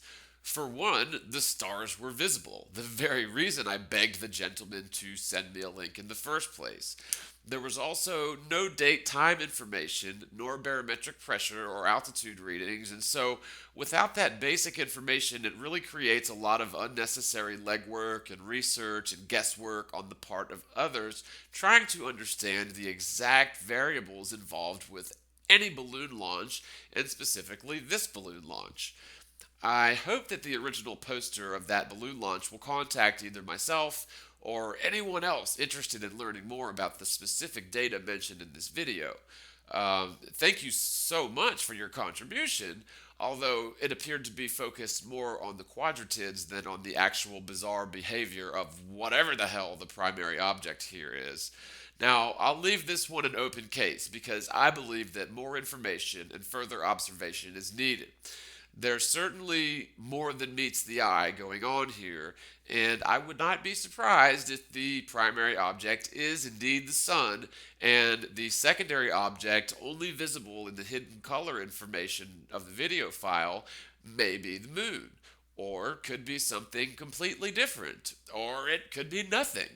However, nothing doesn't usually show up as a spherical object casting shadows in the correct alignment according to the flat Earth model.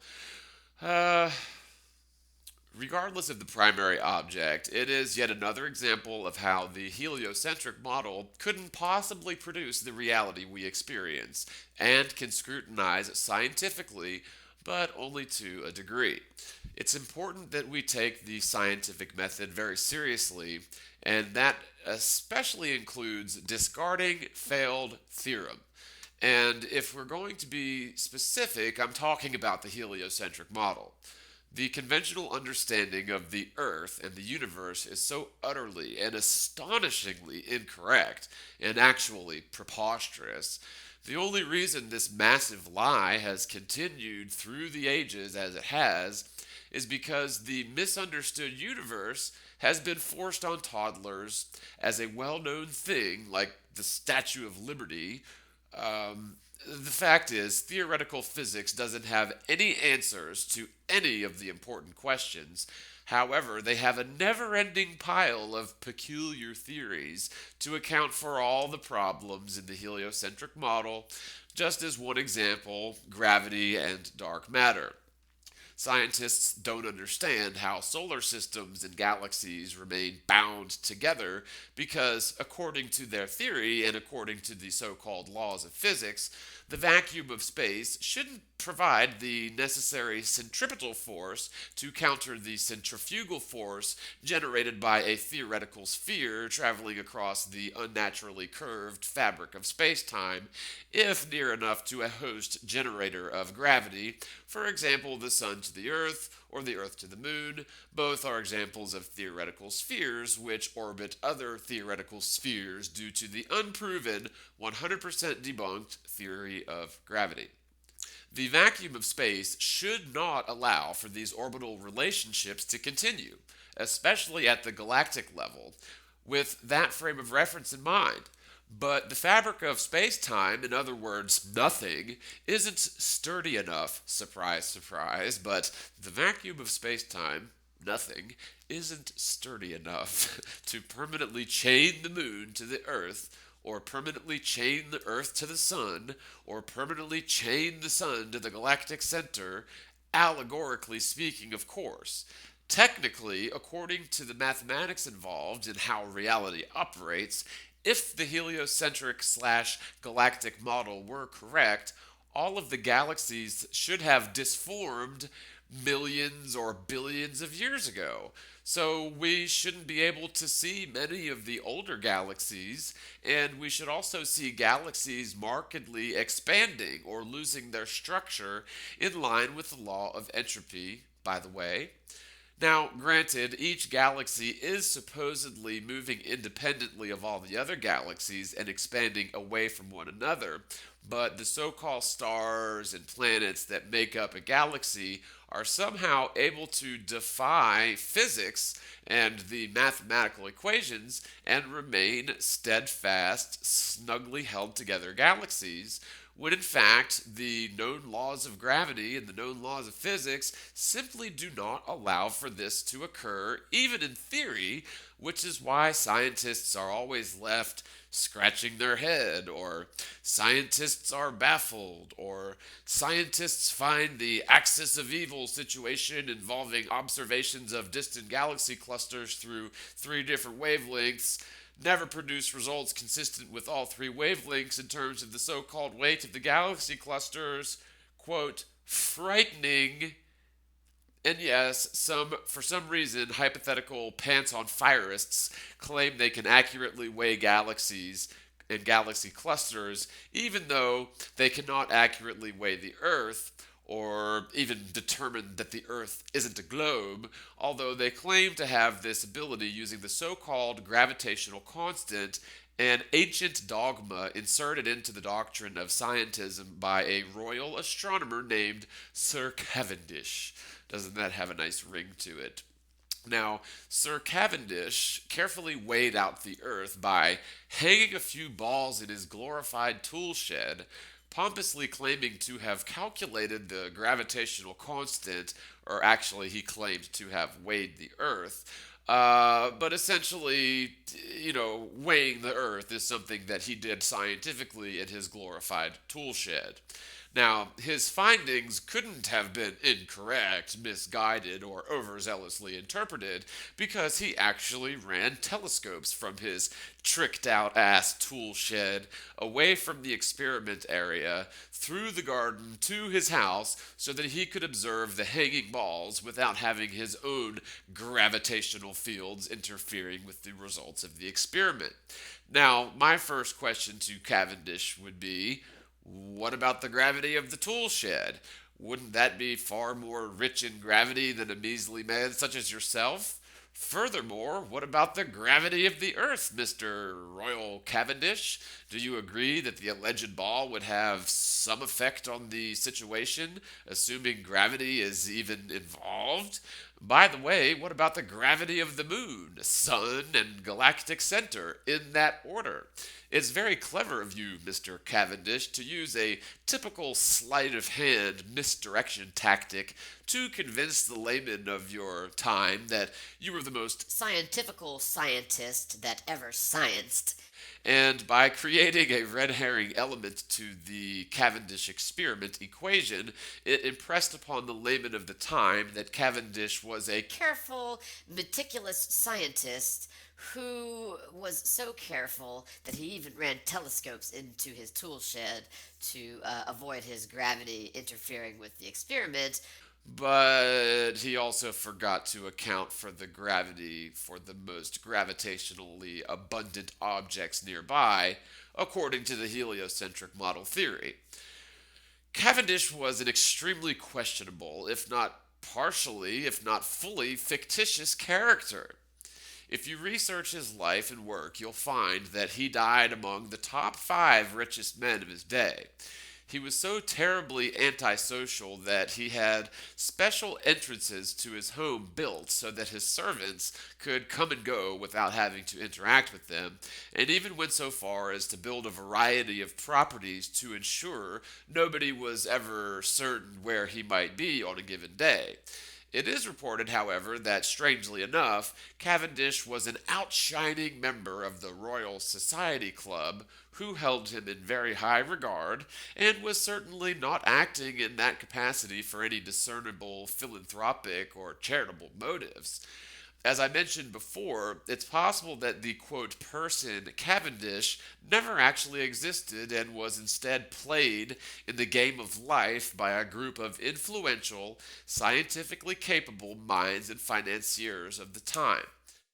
One other peculiar thing I happened to notice about Cavendish is that as I was looking through different portraits of the man, it seems like there are many similarities between the portraits, but it's almost as if there were several different people posing as Cavendish. And I know this sounds sort of conspiracy theorist, but it sort of lends credence to this idea that I have that much like Shakespeare was propped up by this, sort of elitist secret society, which is very much true. In fact, the person William Shakespeare couldn't even write his own name, and most people who are experts on the subject believe that it was actually Francis Bacon, the same Francis Bacon who was involved with Freemasonry and I believe the Bavarian Illuminati along with Weishaupt, but I could be mistaken. And I just wonder if he's related to the rich and famous Kevin Bacon. Wouldn't that be funny? I wonder if he's related to bacon sandwiches. No, I'm just kidding. Anyways, just thought that was interesting about Cavendish is that, try to find two portraits of him that look like they're of the same person. And mind you, when he died, he was the fifth richest man either in the world or in the country. So the dude was rich, like beyond beyond imagination rich. So he was certainly capable of, the personage, if he was actually a person, was certainly capable or had the finances to afford the best painters and portrait makers, whatever you call them. At any rate, just wanted to point that out, and I could be wrong here, but again, it seems like there are a couple different people that may have played Cavendish on the world stage prior to television. Pulling something like this off might actually have been a little bit easier. However, with today's technology, with CGI and that sort of thing, I don't know, it could go either way, but anyway, back to the regularly scheduled Flat Earth shenanigans. This would explain why Cavendish never entered into any interpersonal relationships and would always avoid contact with people outside the Royal Society Club. When you understand how these nefarious secret societies with plenty of money and insidious agendas, how they operate, it's not that far of a stretch to imagine a complete forgery of science in the form of Cavendish, whose work on the gravitational constant and other so-called groundbreaking physical discoveries were not uncovered until years after his death. Now, I believe this allowed the co-conspirators who took turns actually playing Cavendish during his lifetime, but it allowed these co-conspirators, and this is just a theory by the way, but it allowed them time to come out with certain facts or theories or experiments that were intended to be confirmed at a later date by the now defunct genius Cavendish. It makes perfect sense and would provide plausible deniability to any of the co-conspirators because if the thing was ever questioned or disproved, they could point to all of Cavendish's other work, which was correct, but also happened to be a collection of the Royal Astronomical Society's years of covert work and scheming. It turns out that Cavendish was about 1% off, according to modern physics, in terms of the gravitational constant. However, as truthers with brains and eyes, we know for certain that Cavendish and modern physics are so far beyond incorrect, we need to develop a new word to somehow describe the level of ignorance, stupidity, irony, vulgarity, hypocrisy, superstition, and blind, deaf, dumb faith in a religion that purports that you live on a tiny chunk of a giant, ancient, infinite explosion and somehow reside stuck to the side of a spinning sphere, flying around in outer space and infinite vacuum at velocities that are so ridiculous and beyond the scope of anything we could relate to or understand ever. It's really not worth mentioning the velocities they claim, but for scientific purposes, here on Earth, you are supposedly spinning 1,037.5 miles per hour eastward when near the equator. At the same time you're going eastward, you're also dropping vertically at about 700,000 feet per hour near the equator. Okay, so I wanted to do a little bit deeper dive into the least significant, slowest motion in our neighborhood, which would be the axial rotation. And slowest is a relative term because, of course, axial rotation, if you're standing at the equator, is supposedly 1,037.5 miles per hour, which is pretty darn fast. It's well beyond the speed of sound. However, if you were standing at the pole, then axial rotation would cause you to spin half the speed as the hour hand on a clock. Furthermore, the disparity between the 2 points, again being the equator and the so-called supposed theoretical axis of rotation, the disparity between these 2 points would be even greater because at the equator, not only are you traveling at a much faster velocity, essentially infinitely faster, but you're also standing perpendicular to the axis of rotation, and the radius of curvature is about 4,000 miles in the heliocentric globe Earth model. Now, conversely, at the North Pole, the radius of rotation would be 0. So again, the disparity between speed or velocity or acceleration due to spinning would be infinite at the equator and 0 at the pole, or rather infinitely stronger at the equator than it is at the pole, where the reading in terms of outward thrust or centrifugal force would be essentially 0. Again, because at the North Pole you're standing on top of the axis, parallel to the axis, and spinning half the speed as the hour hand on a 12-hour clock. And again, not to beat a dead horse, but at the equator, you're supposedly traveling 1,037.5 miles per hour east. Now, there's a little bit more to this, and I'm just going to read from this little diagram that I spent a little bit of time on. But theoretical axial rotation can be imagined as a fixed frame of reference, but only if you consciously decide to abandon all logic, common sense, and physical experiments. Physics is literally the observation and study of objects in motion. The fact that so-called physicists are unable to realize the very plain, simple truth that the world is indeed 100% stationary, starting with theoretical axial rotation, but no such axial rotation exists in reality, but only in the minds and in the assumptions of all people who believe they understand physics, and that includes all physicists, unfortunately.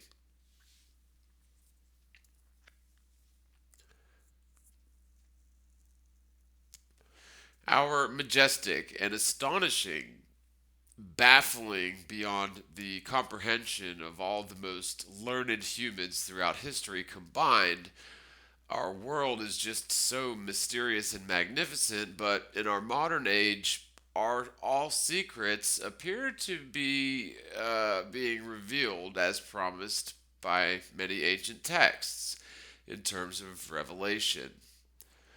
Now, the flat earth is a mathematical certainty. Again, the heliocentric model claims that at the equator, you're spinning while standing perpendicular to the axis at 1,037.5 miles per hour. Additionally, we must, at the equator, also be dropping vertically, racing around a curve at the theoretical equatorial velocities.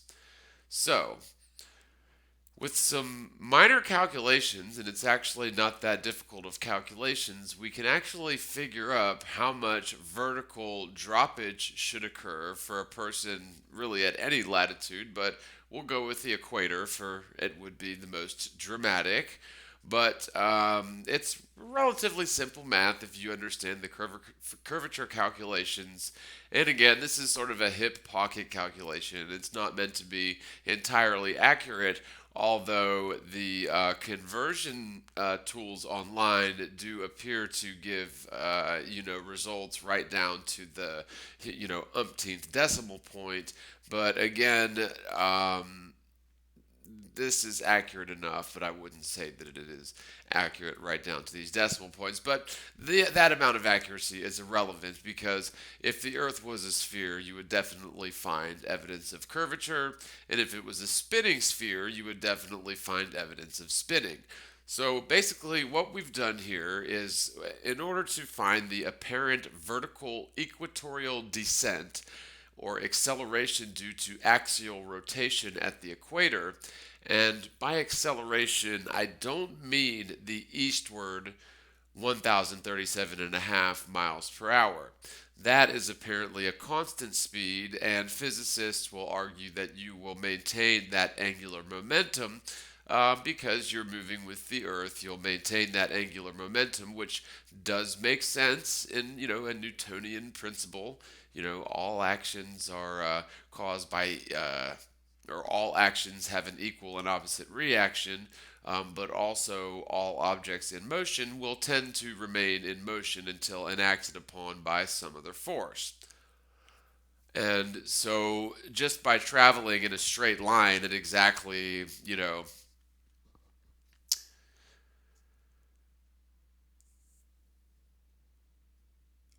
1,037.5 miles per hour, if that was in a straight line and never changing speed, that there would be no acceleration involved. And if you had no frame of reference, you would apparently feel like you were standing still. Like if there was no atmosphere, of course. If you were traveling through the wind or through the atmosphere at those speeds, you'd certainly notice the speed.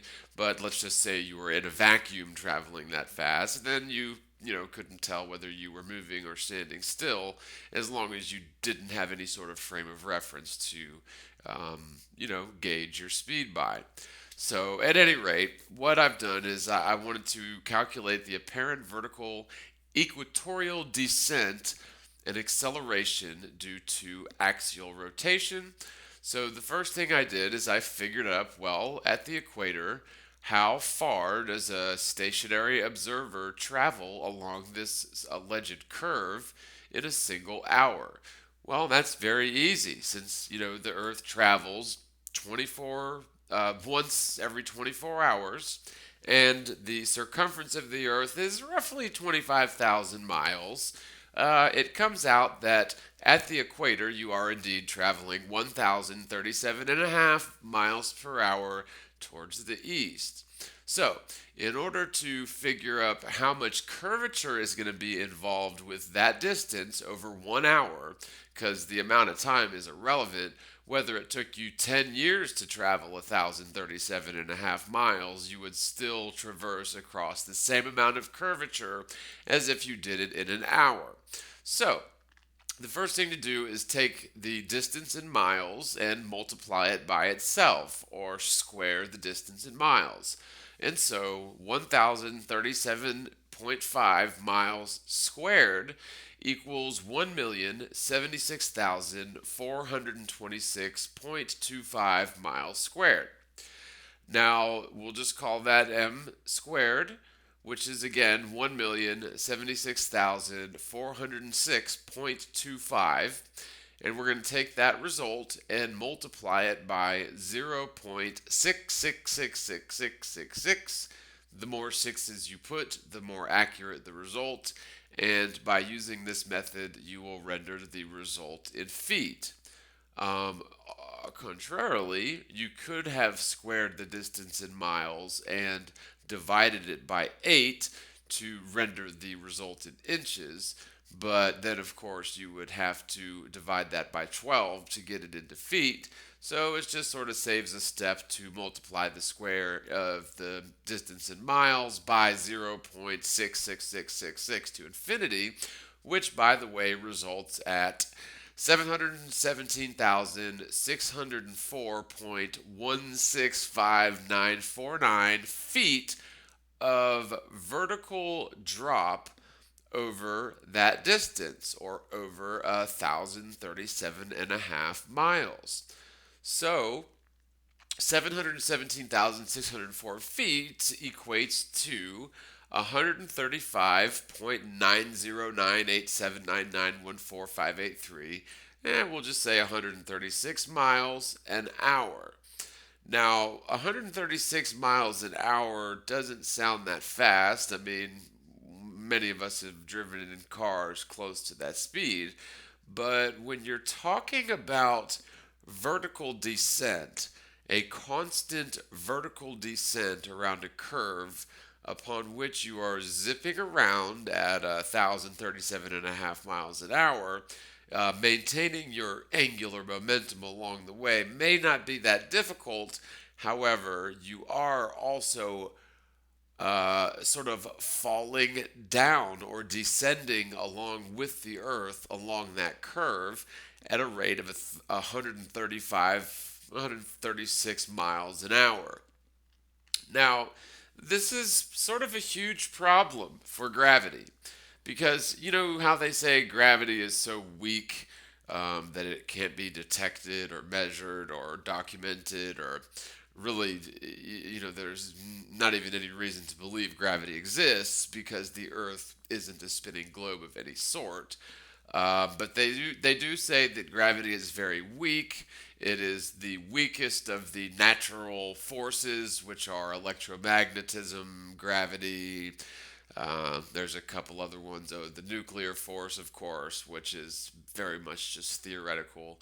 So, at any rate, just to sort of put this in another term, imagine if you're going down a roller coaster ride that's going perfectly straight at 1,000 miles an hour, and the roller coaster is going perfectly straight at 1,000 miles an hour.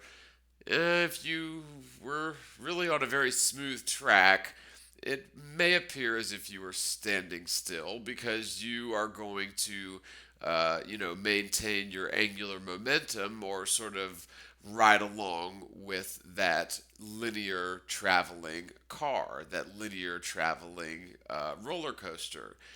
However, if that roller coaster was dropping 135 miles an hour, which is extremely fast for a roller coaster ride, I really don't think many of them get to that fast ever, but I will do a little background research into roller coasters and see if that's even doable.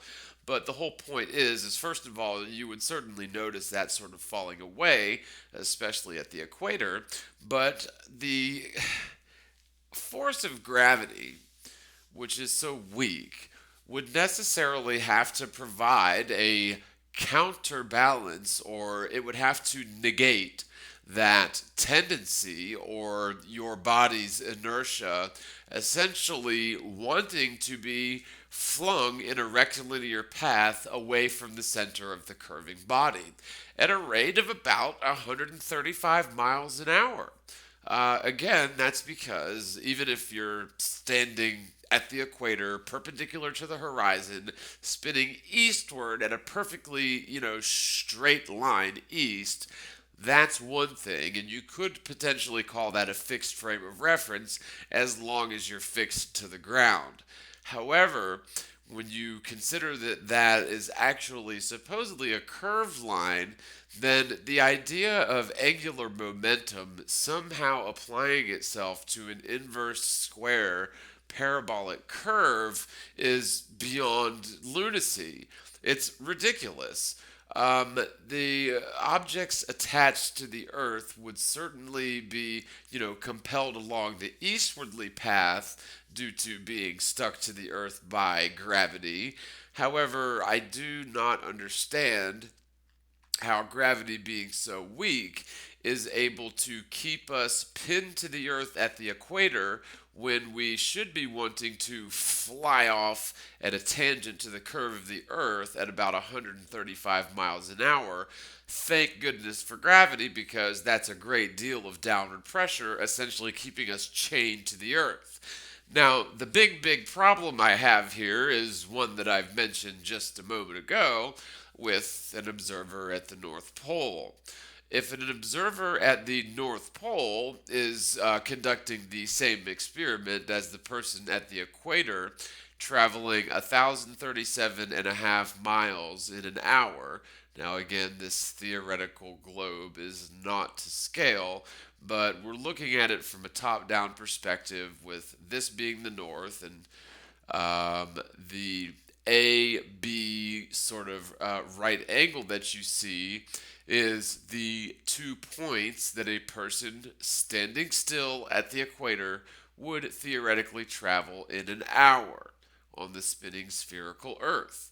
Now, if you can honestly say that gravity has the power to keep a person stuck to the face of the Earth who really wants to fly off the face of the Earth at 136 miles an hour, then shouldn't the person standing at the North Pole who is on top of the axis, parallel with the axis, and not spinning, shouldn't that person experience gravity far more violently than the person who has this outward thrust that gravity must necessarily negate or equalize in order to keep that person stuck to the face of the Earth?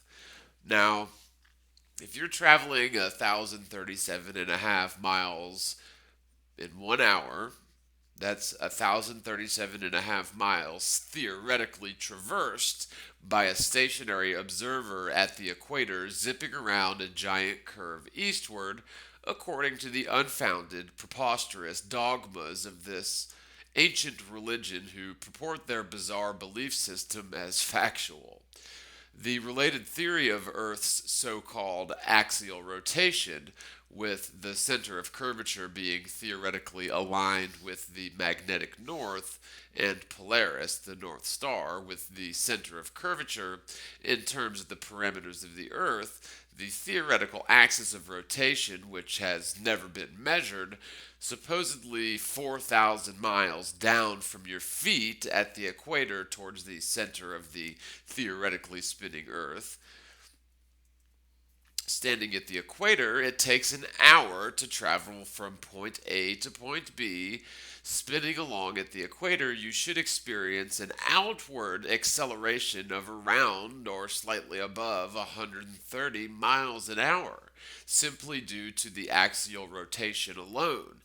Now, gravity is supposedly the theoretical farce which provides the necessary centripetal force to negate such an overwhelming centrifugal force generated by the naturally, theoretically spinning sphere Earth. So hopefully this has helped you guys to understand a little bit better what I mean when I say that not only are we traveling, eastward around this curve at 1,037.5 miles an hour, but if you're standing at the equator in both of these examples, every hour you're actually essentially going down a roller coaster hill at 135 miles per hour. So really quickly, let me just Google search the fastest roller coaster. Well, it's very, very close indeed. The Formula Rossa, I'm hoping I'm saying that right, at Ferrari World, the top speed is reported at 149 miles an hour, which is just a hair, just barely faster than our supposed vertical descent due to axial rotation near the equator.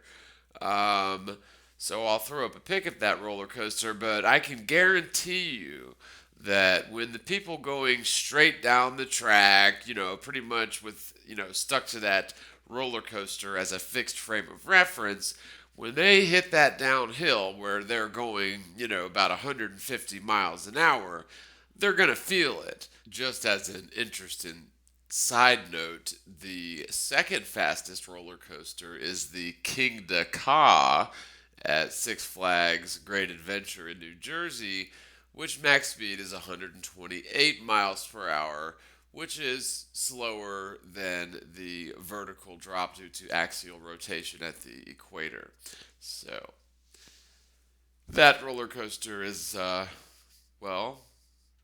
slower than the constant dropping away we should experience every day, all day long, near the equator at over 130 miles an hour. If you're in the sort of middle of the United States, probably closer to 100 miles an hour, but I'm not going to do all the math on that. Just know that we're definitely not spinning, and we're definitely not falling around a curve at any miles an hour whatsoever. When they hit that downhill where they're going, about 150 miles an hour, they're going to feel it.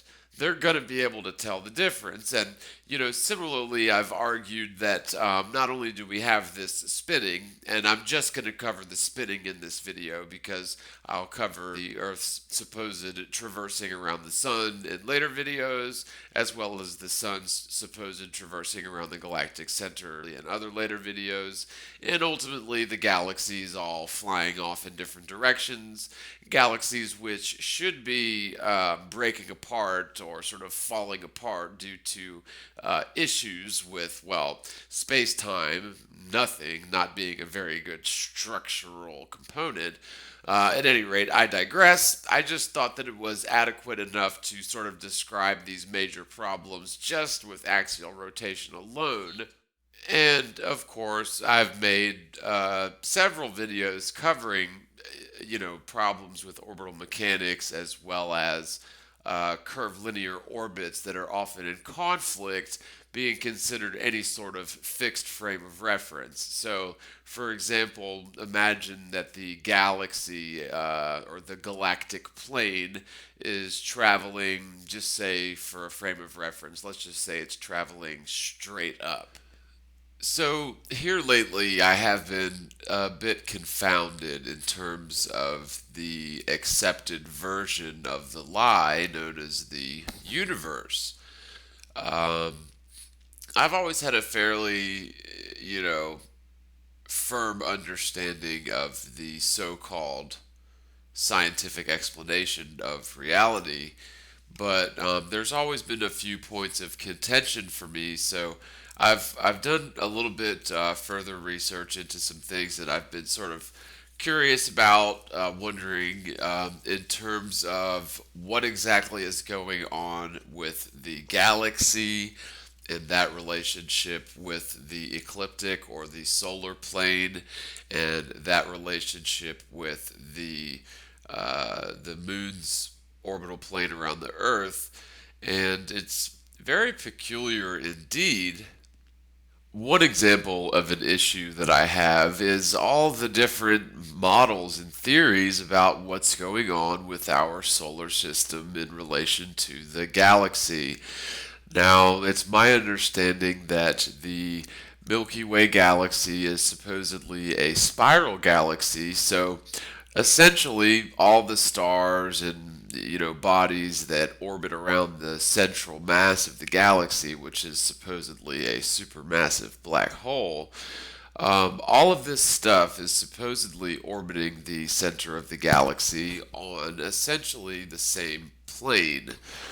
And so that's why it's sort of dubbed a spiral galaxy, because the everything sort of goes in spirals around a central sort of disk area.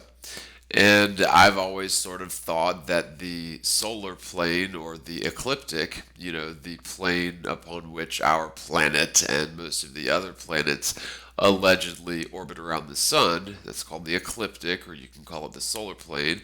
I always thought that that was in a line with the galactic plane.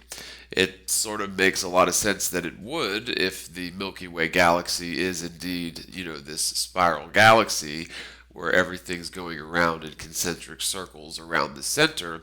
But that obviously didn't work with observations, so they had to sort of change things up a little bit, which is where you get this very bizarre and cartoonish looking diagram I have here, admitted. But this is actually a fairly accurate representation of the heliocentric model.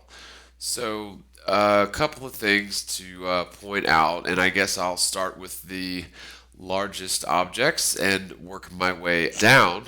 So the largest object in this system here is obviously the galaxy, which is the big brown ellipse sort of in the dead center with the big black hole in the middle, and you can see it's sort of got spiral arms that appear to be going around the central point of the galaxy. Now, I've gotten a few different explanations of what's going on here, but one source of information says that the stars in these arms of the galaxy are going around the center at about 515,000 miles per hour. The sun allegedly travels around its orbit through the galaxy at around 483,000 miles per hour on average. So those two numbers aren't that far off. The issue that I have is that the solar plane, or the ecliptic, is supposedly at a 60-degree angle to the galactic plane. So again, I was sort of under the impression that the solar system was on a similar plane, or essentially on the same plane as most of the other solar systems in the Milky Way galaxy, since it is a spiral galaxy. But no, our solar system is angled at 60 degrees towards the galactic plane. And this is, of course, all theoretical. Now, the first thing, or the next thing that I'll point out is that you'll notice that the Milky Way galaxy depicted here is essentially a plane, because again, that is what it supposedly is. And all of the stuff that's spiraling around the center, or most of the stuff that's spiraling around the center, except for our solar system, of course, but all that stuff is moving in conjunction with the center of the galaxy at some wild velocity. I've heard anything from 1.3 million miles an hour up to 3 million, up to much faster than that. But just for the sake of this diagram, we'll say that the galaxy itself, so all of the stuff in our galaxy, is all traveling at a fixed frame of reference in a possibly straight line, but more than likely a curved line. This is all theoretical, of course, but at 1.3 million miles an hour, zipping through space in the opposite direction as all other galaxies. Remember, all galaxies are supposedly traveling away from each other at mind-boggling speeds because they all are resultant or caused by the Big Bang, which is a theoretical explosion that actually never happened. But sort of getting sidetracked, it's just an important point to remember that the galaxy upon which everything spins around here in our little local neighborhood in the Milky Way galaxy is not a stationary environment, but instead everything is traveling with it at 1.3 million miles an hour. And so you can basically call that speed, or that velocity through space, anywhere within the Milky Way galaxy, you can call that 0 miles per hour, because relative to everything else around you, everything's traveling at that exact same speed, even though everything is not traveling at that exact same speed. That's what they tell you that everything is doing. So since it all is traveling at the same speed, then everything appears to be traveling at zero. That's the theory. Okay, now the next thing that we're going to move out to, because we've described the Milky Way galaxy as a plane, and that's sort of the horizontal plane in this diagram.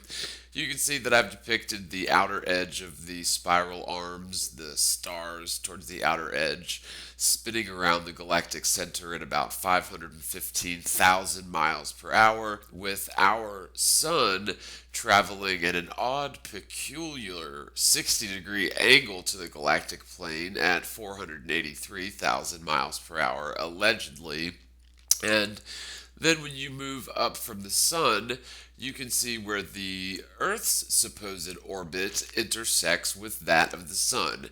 And I just sort of placed a little green area where you see those two orbital ellipses intersect. So you can see the yellow orbital ellipsis of the sun, which traverses at a 60-degree angle through the galactic plane. And then you can see above that the blue elliptical orbit of the Earth. And where those two intersect, I just put that as green, just to sort of show that these two orbital paths are on the same plane, which they allegedly are. It's called the ecliptic, or you can call it the solar plane, but it's just the essentially the plane around which the Earth and all the other planets, except for one in our solar system, allegedly revolve around. So it's almost like they're, just balls spinning around on a flat table, more or less. I believe that one of the planets is supposedly orbiting our solar system at a angle that is, divergent from the ecliptic. Anyway, as we look at the Earth's orbit around the sun, we notice that it's going 66,600 miles per hour on average, and it takes a year to make one circuit. By the way, the sun is supposedly traveling at 483,000 miles per hour. It takes 250 million years to make one circuit around and through and below and back to where it started through the galaxy. So there are some problems here which I've sort of described in videos where I've animated third generation satellite bodies, but the facts presented here are going to make animating this much more difficult, although much more fun and rewarding, and I do plan to animate this, whether that's in a two-dimensional or three-dimensional sort of way is yet to be decided. I'm still trying to brush up my 3D Studio Max skills enough to where I can do something like that. However, I think I can achieve something, good enough for government work to show how these sort of orbital patterns are impossible in a heliocentric model, and I'll sort of try to explain why.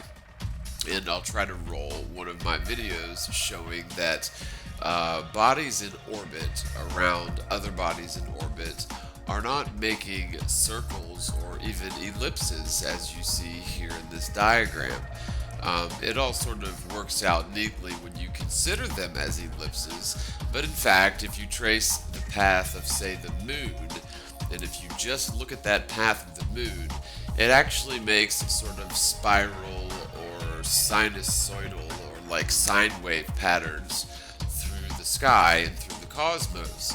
Now, the more complex you get, so as in, you've got the moon orbiting the Earth, that's pretty complex. But then when you add the Earth orbiting the sun, that makes it even more complex. And when you have the sun orbiting the galactic center at some freakish angle, that makes it even more complex. Then when you have the galaxy hauling balls at over 1 million miles an hour in some, uncertain direction, that makes animating this thing all the more difficult. But we haven't even gotten all the way to the moon yet. So the moon is also on the same plane, more or less, as the Earth and the sun. This is, of course, by the way, one of the main reasons why I don't have that big of a problem with animating the heliocentric model in a 2D environment. Again, even according to mainstream theoretical physics, the galaxy is certainly essentially a plane, and the solar system is certainly essentially a plane. And so, really the only major intersection of planes is fairly easy to calculate. It's just a 60-degree angle where the alleged so-called non-existing solar plane or ecliptical passes through the galactic plane at supposedly a 60-degree angle. I wouldn't be surprised if it was a 66.6 degree angle, but much like the Earth's angle off of the horizontal axis, but I digress. Anyway, I just thought that I would point that out. A lot of people argue against using a two-dimensional program to animate three-dimensional, heliocentric model, but in fact, it's really pretty accurate to do that. And in fact, there are ways that you can even have, you can work in multiple planes or almost in a 3D sort of environment, even in Flash. Now, I've said it before, but a few years ago, I got pretty good with 3D Studio Max in terms of modeling objects and animating. So I did learn my way around it. It took me a couple of weeks of, thoroughly going through video training manuals and really dedicating myself to it. And I did a few projects with it, a few play things, play fun projects with it, and then some business projects with it. And then I put it down and didn't use the software again for years.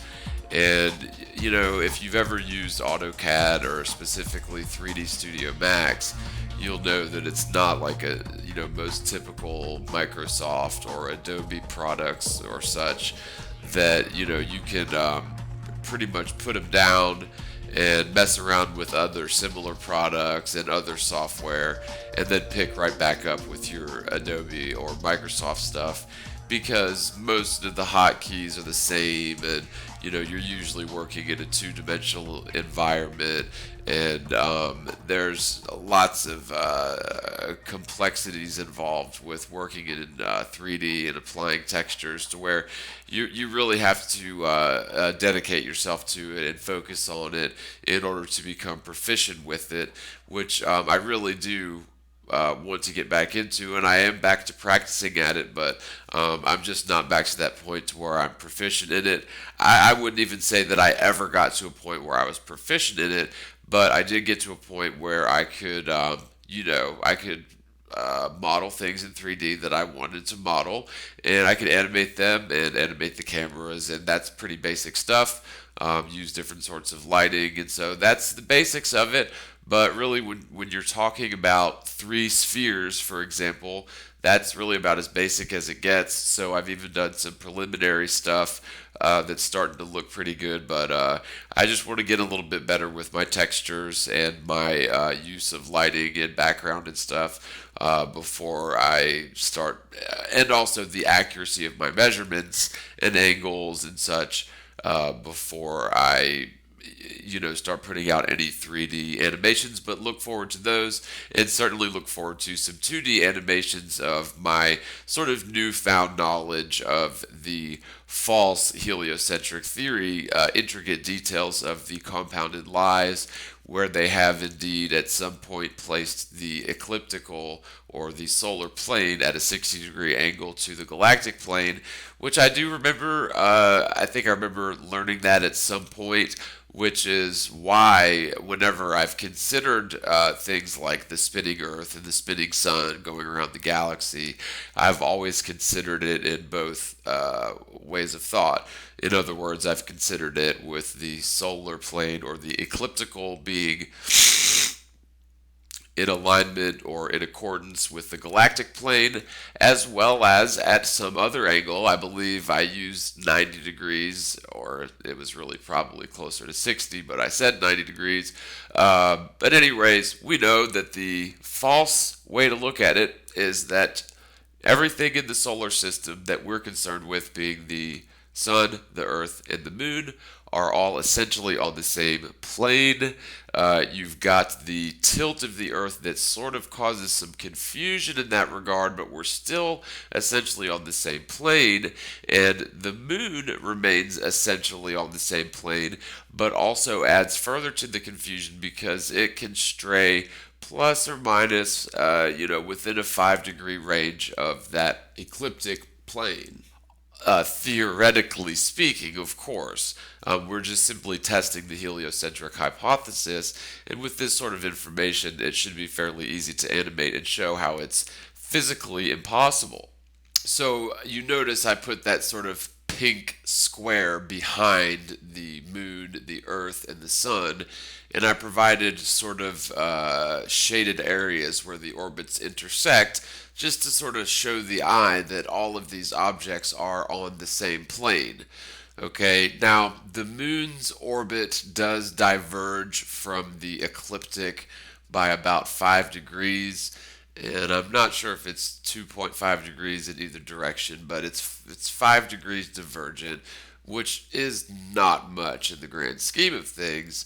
And so you can essentially say that the moon is indeed orbiting the Earth on the same plane that the Earth is orbiting the sun, on the same plane that the sun is orbiting the galactic center, although the sun is not orbiting the galactic center on the same plane as the rest of the stars in the Milky Way galaxy. Nor is it appearing to travel in a direction similar to the motion of the so-called arms of the galaxy. Again, this is all theoretical, of course, but we're humoring the heliocentric model for a scientific scrutiny. That's what science is all about. Even though the heliocentric model is a futile, ridiculous, preposterous waste of time, it is what most people believe. So, when in Rome, I don't see how the sun can be orbiting at a 60-degree angle up and above the galactic plane at 483,000 miles an hour and be traveling around the center of the galactic plane at over 500,000 miles per hour at the same time. But I guess that's what they're purporting, because if everything in the Milky Way galaxy is orbiting the center, then that would include the sun in its peculiar 60-degree orbit to the galactic plane, right? It would have to. So the sun is not only orbiting, at this peculiar 60 degrees, but it would also necessarily be making some kind of a strange corkscrew, sinusoidal, very bizarre pattern through, the sky if you follow the trace of the line that it made.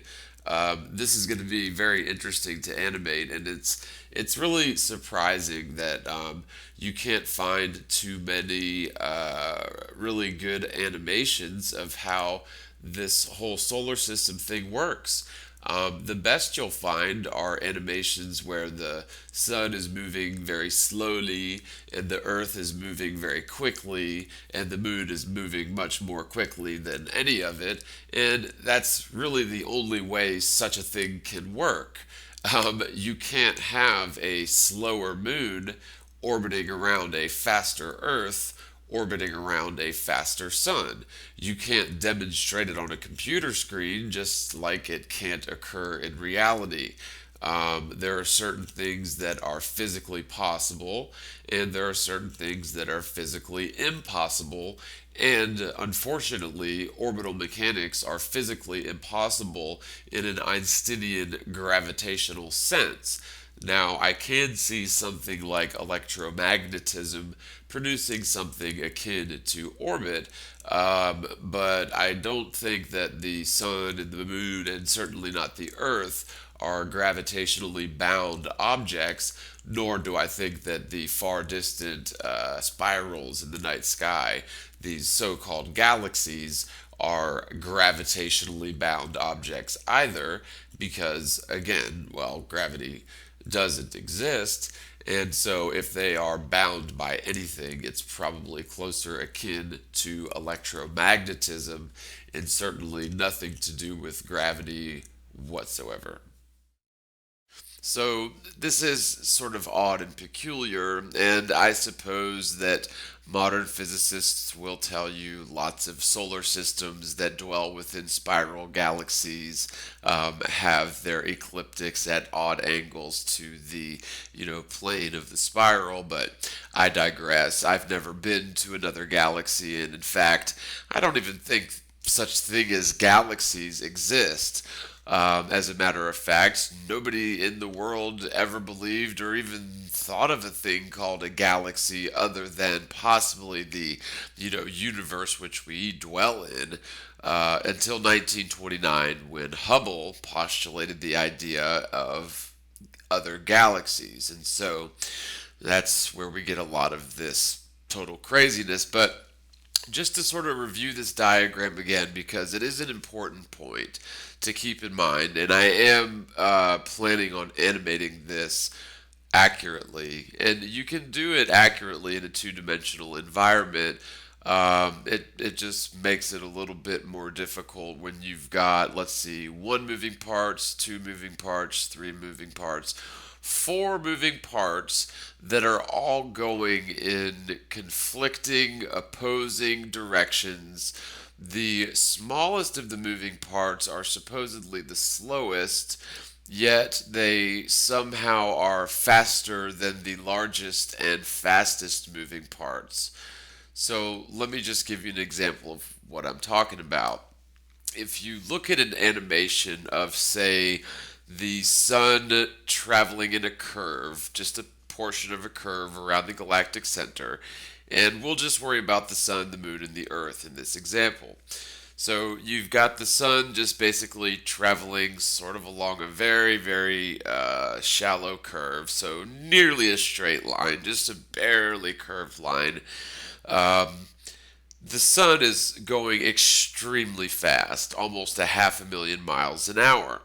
So in order to demonstrate that on a computer screen, you can't do it to scale. You have to slow it down. Now, the issue is that makes this all the more preposterous is that in order to make orbital animations work with software like Flash or any other animation software, is you have to make the host body, such as the sun, you have to make it travel slowly through the animation, and then you have to have its satellite body, for example the Earth, travel much more swiftly than the sun by default.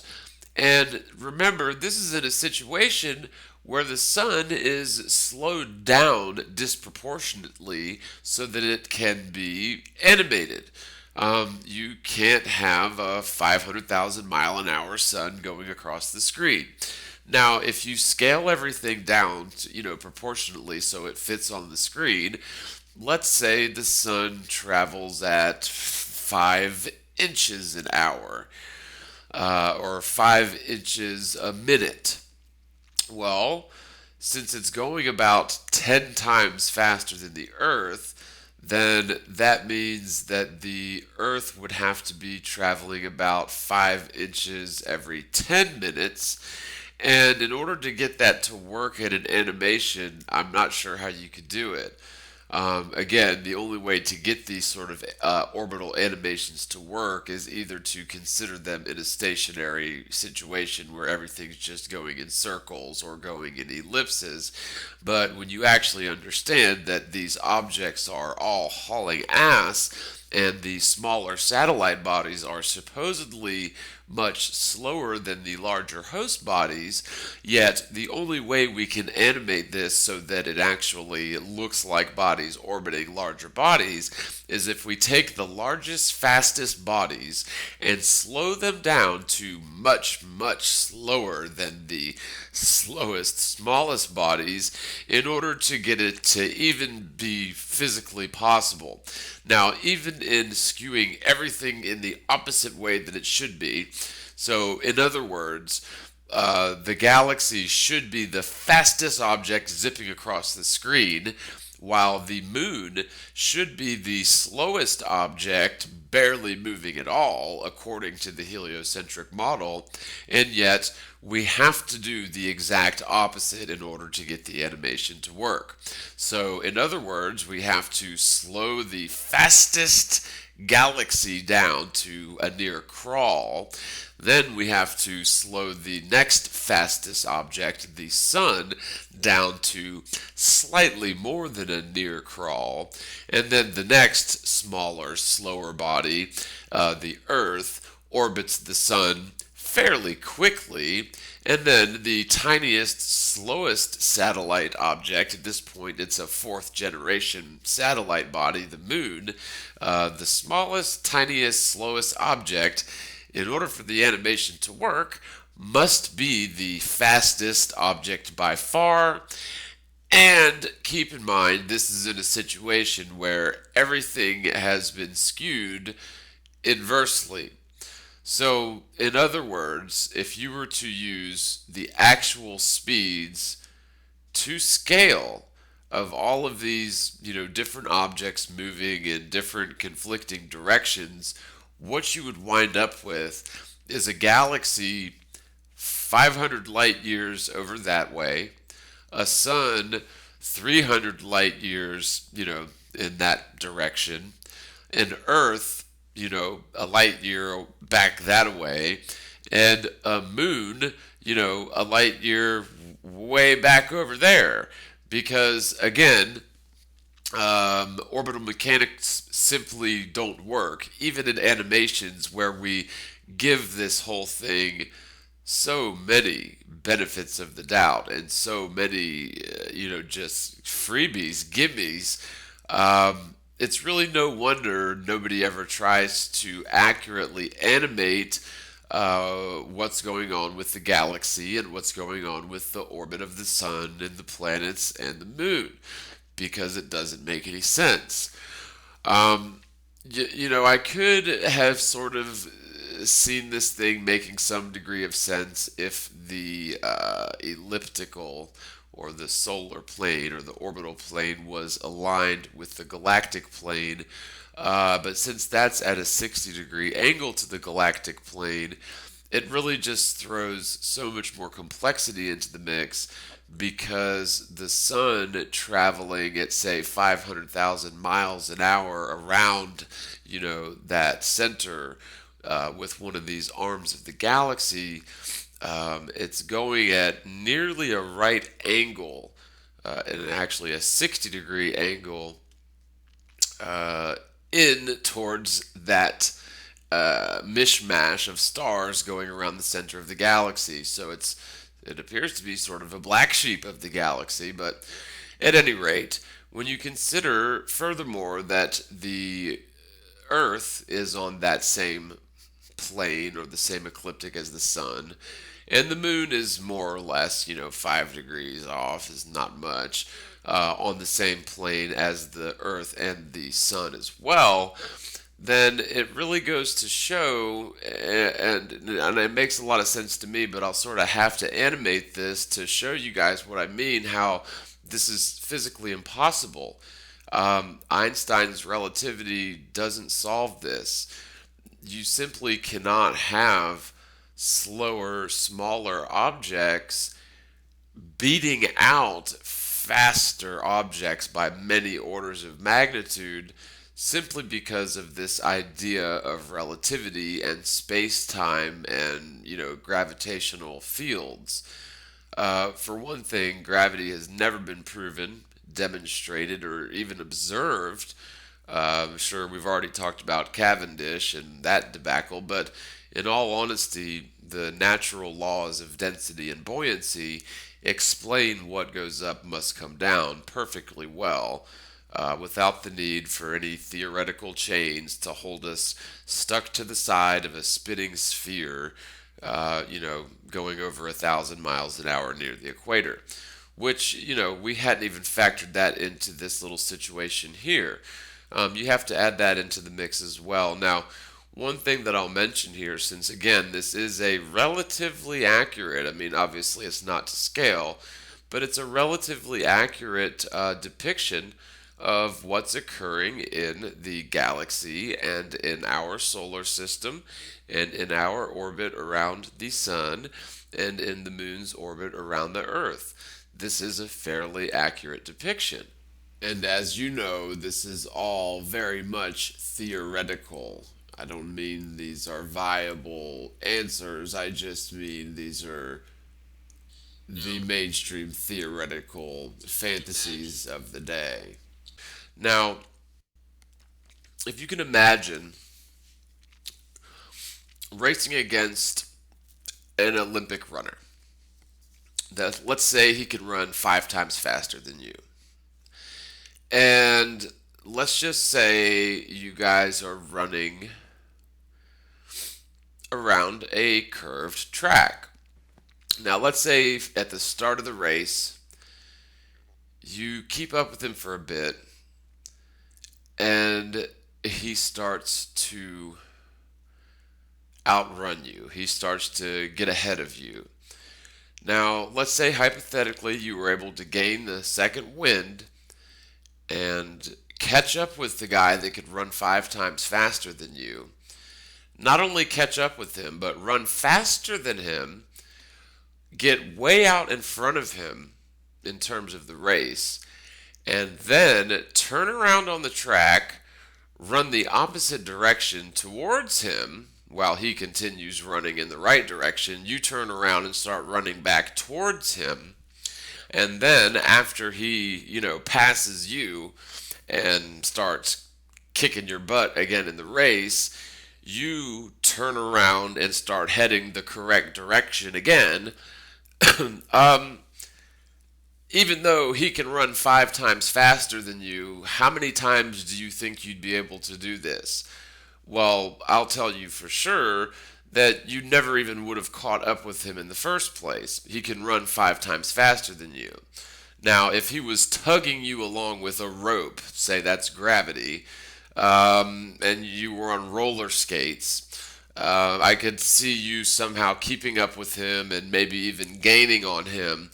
But then once you looped around the front of him, even with the rope still attached, then turned around and traveled in the opposite direction as him as he continued to travel in the correct direction 5 times faster than you're capable of running, and then you looped around the back of him, how many times do you think you could do this? This is exactly why gravity doesn't work. And by the way, this is just a minor example. The moon supposedly travels at about 2,000 miles an hour. The Earth travels supposedly about 30 times faster than that, if I'm doing my half-brain math correctly, but at 66,600 miles per hour. So the Earth supposedly travels many orders of magnitude faster than the moon upon the same plane, mind you. And yet, that's just peanuts compared to the sun, which travels roughly 9 or 10 times faster than the Earth. So you've got yet another order of magnitude well above and beyond that of the moon. And yet, under certain circumstances, and again, I will try to diagram this out to scale in terms of speeds, which is going to be very difficult, and in fact impossible to do, because you simply cannot have a slower body beating around in circles, running rings around a faster body. It just doesn't work It doesn't work with relativity. It doesn't work with gravity, especially considering gravity is merely a theory that has never been proven or even observed.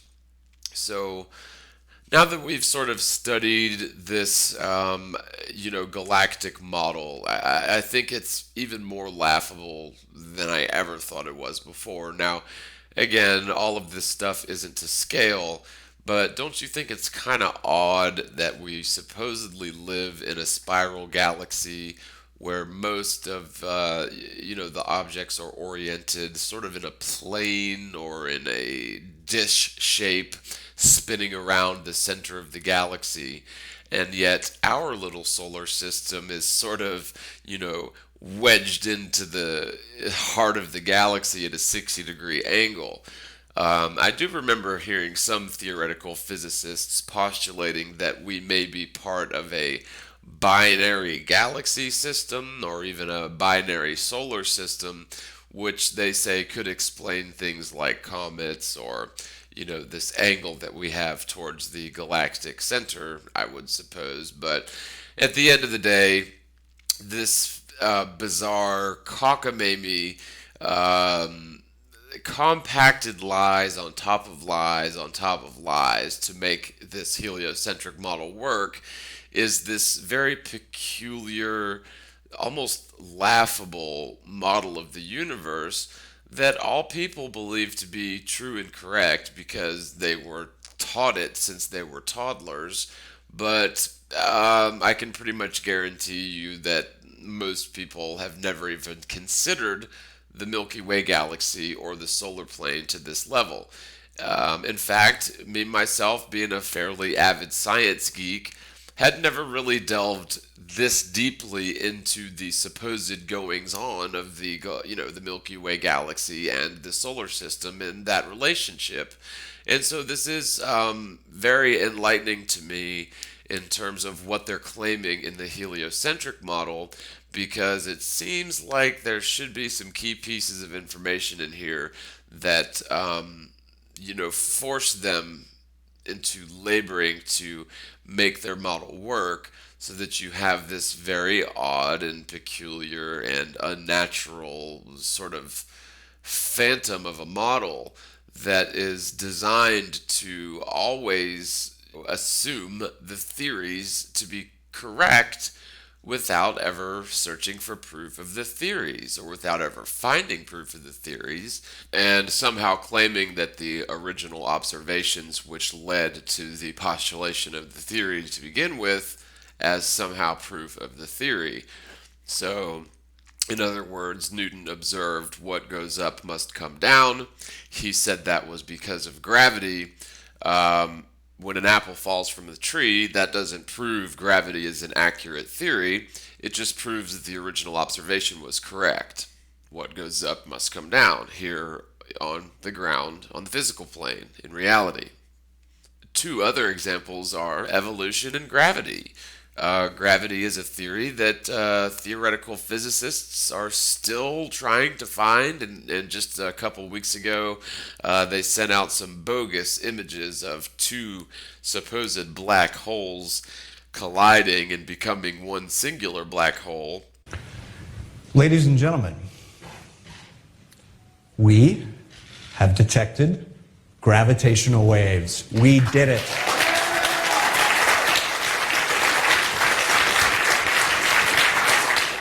Wait a minute, I thought Einsteinian gravity was a fact of life, like water is wet. So up until a few days ago, there was this big question as to whether gravity was real or just an imaginary theory. Did we actually need a standing ovation to prove this, fact of life known as gravity? What's the big deal if they found evidence for gravity, if it's been this well-known thing this whole time? It would be like announcing to the world, we have discovered that water is wet or fire is hot. Right? We did it.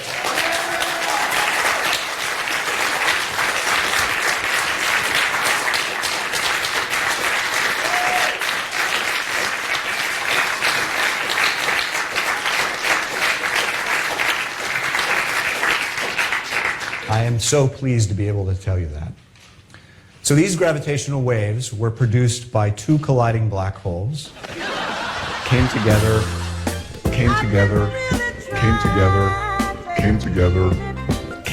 urged to form a single black hole about 1.3 billion years ago. They were detected by LIGO, the Laser Interferometer Gravitational Wave Observatory. LIGO is the most precise measuring device, in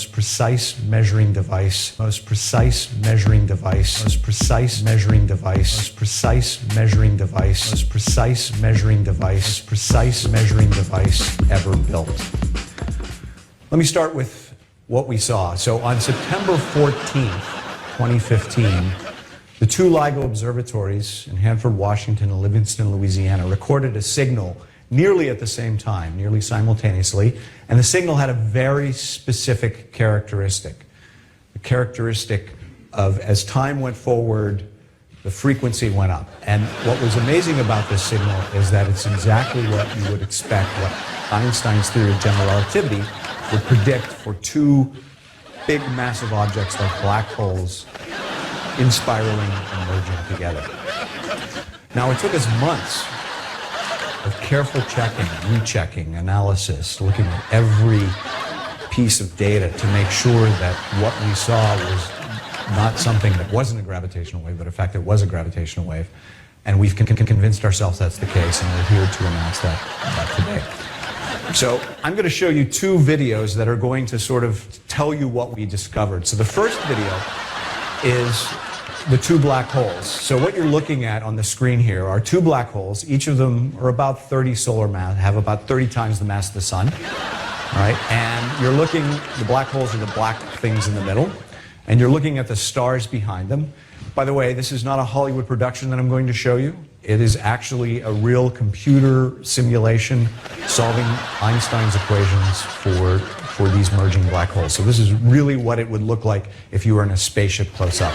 And I will also point out that the movie I'm showing is vastly slowed down relative to what happened here. So let me start it. All right, you can see that as the black holes spin around each other, all right, the stars behind them are warped, and that's because the strong gravitational fields bend the light that comes around. But what I want you to pay attention to in this video is the fact that as they orbit, the black holes are getting closer and closer to one another. The orbit is speeding up, and eventually they're going to merge. The event horizons are going to join, boom. They produce one big black hole, which relaxes, and you see a little bit of vibration there. It becomes two smaller black holes die, one bigger black hole is born. Now, what's really amazing about this is the first time that this kind of a system has ever been seen, a binary black hole merger, and it's proof that binary black holes exist in the universe. So I want to put this in perspective for you because I think it's very important, all right, to give a sense of what we've convinced ourselves really happened here. I would rather ask a blind man about his favorite color to get a sense of what's happening here than to go to you to get a sense of what's happening here. Now, in that little video computer-generated animation that you put up on your little screen in the background there, supposedly proving that black holes exist and proving that gravity exists. First of all, it was a cartoon. No, that's not what it would look like if you were in a spaceship up there. But according to him, we were looking at two black holes merging into one larger black hole, which is the most ridiculous thing you can possibly imagine because gravity doesn't exist. Therefore, you know, huge punctures in the space-time continuum due to overwhelming amounts of gravity after a star collapses, for example. All of that is just theoretical folly. It could never actually occur in reality. Again, because there is no such thing as gravity in terms of a warping or even a piercing of the so-called fabric of space-time. Now, looking at the image I've got here, this is a very generic representation of what we were witnessing on their so-called black hole event. Now, he said that the black hole scenario was from, I believe, 1.3 billion years ago. I'll have to double check that, but I believe he said 1.3 billion years ago. 1.3 billion years ago. So that means the objects are 1.3 billion light years, which is pretty darn distant. Now, one thing about black holes that everybody knows is that it's such highly dense gravity and such powerful gravity that not even light can escape. That's how powerful the gravity of a black hole is. But that's light that's coming towards the black hole. So just looking at the diagram, the outer edge, that yellow highlighted outer edge of the black hole would be called the event horizon. And what that is if light waves, even coming in at an angle, not necessarily directly coming towards that black hole, get near that event horizon, the light is actually going to be sucked in and sucked into the black hole. So it'll just appear like a black hole. That's why they call it a black hole, because it supposedly, theoretically, would make everything behind it look black, because not even light can escape a black hole. Now, this whole idea of light being attracted by gravity is sort of a point of contention for me, because you'd think we'd see evidence for it. For example, the center of our so-called Milky Way galaxy is supposedly a supermassive black hole. So, since all of the objects in our so-called galaxy are gravitationally bound by the, so-called alleged supermassive black hole at the center, then shouldn't all light waves sort of have a propensity or a tendency towards the center of the galaxy? If light waves were attracted by gravity, then shouldn't the gravitational lensing, as predicted by Einstein during the eclipse event, which they used as proof of gravity, but if the sun's gravity is actually sucking in light from surrounding stars or from background stars, which light comes near its gravity field, then shouldn't that light get sucked into the sun and not bend around the sun as if it was magnetically repelled away from the sun? This is a pretty standard diagram of the phenomenon that is so-called gravitational lensing. Essentially, to me, it defies all logic and common sense if you're thinking of things in a heliocentric or Einsteinian sort of philosophical way, where gravity is this force that must be attracting all objects and all even, sort of semi-physical electromagnetic waves such as light.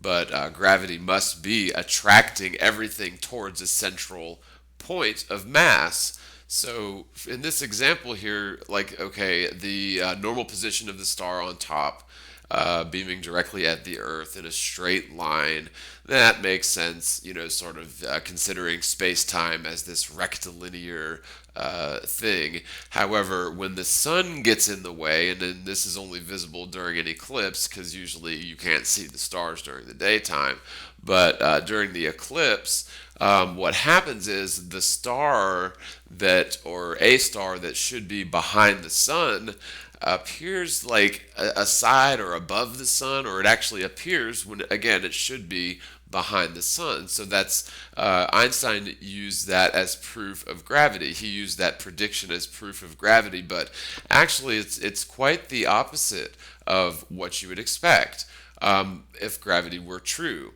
Now, you could argue that it's a warping of space-time, and so the electromagnetic waves, the light waves, are just sort of following that curvilinear path, and they're not attracted in towards the sun, but that defies what gravity is. Yes, it is supposedly a warping of space-time, but once you get caught into a gravity wave, at what point does it actually affect you to where you become part of that mass? The sun is supposedly so strong and robust in its gravity that it keeps our planet stupid around in orbits, as well as far more distant, far smaller planets such as Pluto and the asteroid belt in orbit. So if light is actually attracted by gravity, which according to them it obviously is, because that's the whole thing with the black hole, is that the gravity of the black hole is sucking in all the light around it from all of these stars that just so happen to be behind it. But, looking at my, poorly done, agreed diagram, but it does sort of show the point that if gravity were this sucking in towards the center of all things, then gravitational lensing, as predicted by Einstein and proven during that eclipse, it actually proves the contrary. It proves that Einstein was wrong. Just to unpack that claim a little bit more, Einstein basically predicted an effect called gravitational lensing, which basically you can see in this diagram here that he predicted that a star that normally would be directly behind the sun would appear, further away from the outside of the sun. So he, for some reason, predicted that the star that would normally be, say, half obscured by the sun during an eclipse, since we can see the stars, during an eclipse, but not during the day, then the apparent position of that star should change, and it should move away to the outside of the sun, or move away from the sun. Now, this is the exact opposite of what you would expect if gravity was this constant sucking in of all things, including light, apparently. On a quick side note, let's just say hypothetically that Einstein knew ahead of time, prior to that eclipse, prior to making the prediction. What if he already knew that stars changed their apparent position when near the sun, or when the sun is sort of in front of stars during an eclipse? What if he already knew that they changed apparent positions? And what if he very dubiously sort of wove that into his theory as a prediction? Because it totally does debunk his prediction, debunk the theory of relativity and the theory of gravity. It honestly does.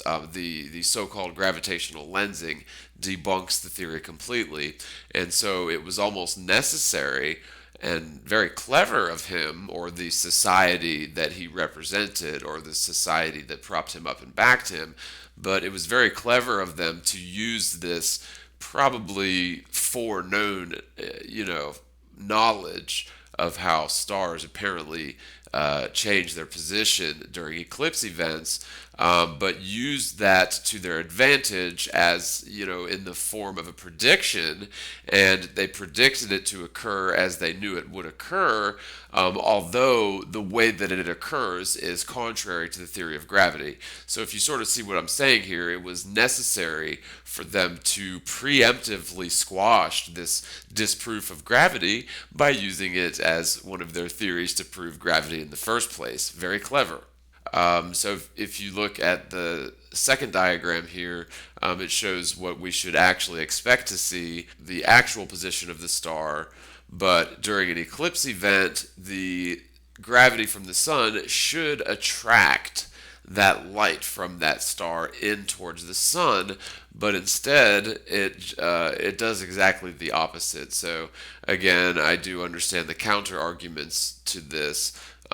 People will say that the electromagnetic waves, or the light, is just sort of riding along the curved linear space-time thanks to the warping due to the massive object. But again, if gravity is this ceaseless, very powerful yet very weak attraction towards the center of an object, then that is not what we see when we observe the so-called gravitational lensing during an eclipse. And there is some debate and contention about this, but if you actually think about this logically model it out. The star that's behind the sun should not appear, around the sides of the sun because of gravitational lensing. It should go the other way around. It should go stars that are close to the edge of the sun yet visible, so like off to the right a little bit of the sun. That star should be invisible. It should be, apparently the light should be sucked in towards the sun, but instead we see the opposite of that, and it's almost as if gravitational lensing, instead of an attraction, is almost a repulsion. So how can gravity possibly repel light? And again, I understand the counter-argument to this is that light is traveling through curved linear space-time, which is curved by the sun, but I'm sorry, if that measly, extremely light, very, opposite of dense light passes right next to the sun, if you're telling me that the overwhelming gravitational force of the sun is incapable of even collecting a single photon or lots of photons, then that tells me that the sun is not a gravitational device. Well, for one thing, gravity doesn't exist. It's never been demonstrated, never been proven, and in fact, all experimentation in order to try and support or validate gravity always disproves it. Now, again, what goes up must come down is indeed a logical and accurate and astute observation. However, you cannot use that observation as proof of any theory that explains the observation. I could say, what comes up must come down. I could say that is due to density and buoyancy, which it is, but something more exotic. Let's say there are demons in the sky that don't want things floating up, that push everything back down, and that theory is about as valid as the theory of gravity, because it can't be demonstrated, tested, or proven, and really any study or experimentation into the matter is contrary to the theory. So much like there is probably not demons in the sky causing what goes up must come down to occur, so too gravity is very much likened to this theory, to where you cannot demonstrate it, you can't falsify it, and you certainly can never prove a theoretical fantasy which has the validity as, again, my favorite armor in Dark Souls, which is the Smelter Demon armor, or the equivalent invalidity to the dream of a fart. This theoretical physics thing loves to cherry pick their arguments, and it also seems they love to have their cake and eat it too. I'm terribly sorry, but you just can't have a 1.3 billion light year distant black hole object with nothing but stars behind it. So in other words, there are no stars in front of it, according to our perspective. Now, you could argue that it was such a small frame of reality, but come on, so you're telling me that it just so happens that frame of the little section of the universe that's only visible from telescopes by NASA and only visible if you use computer-generated imaging. It's not what you actually see. You can't even see any of this. It's just an artist's rendering of this alleged theoretical event. But even in that small sector of the universe that we're focusing in upon for this black hole event, it just appears to me as if every single star in that frame is more distant than the black hole. So I'm trying to figure out how that works. If the black hole is 1.3 billion light years away, then surely there are billions and billions of stars that are closer to us than that. And since it's further away, you have to obviously zoom in on a smaller area to see it clearly. But again, we're not even zoomed in on anything. It's just a CGI rendering. So My point of contention is just with the artists who rendered that. It would have been smart of you to put at least one or two stars that happen to be in front of the black holes. Your little animation makes absolutely no sense. But, of course, lies usually tend not to make sense. So, theoretically, of course. Now, what you'll have to admit is that any stars being perturbed or being blotted out by this event horizon, or especially the singularity itself, would need to be more distant or further away from you, the observer, than the black hole event itself. So, in other words, if you notice in my little diagram here, you've got three little stars that are in between the event, the black hole, and the Earth. Now, those three stars wouldn't be affected whatsoever in terms of your observation because the light coming from those stars, first of all, the stars would be much closer to you than 1.8 billion light years away, and so the light heading towards you from those much nearer stars would hit your eye just as they normally would have. So technically, there should have been at least one or two stars that were not more distant than the 1.8 billion light year distant black hole event. So in other words, everything, all that warping, and actually that's exactly what it looked like, is it looked like just a simple warp effect. It's a very easy computer generated effect that you can do with any video software or even any animated image editing software. It's not that difficult to do.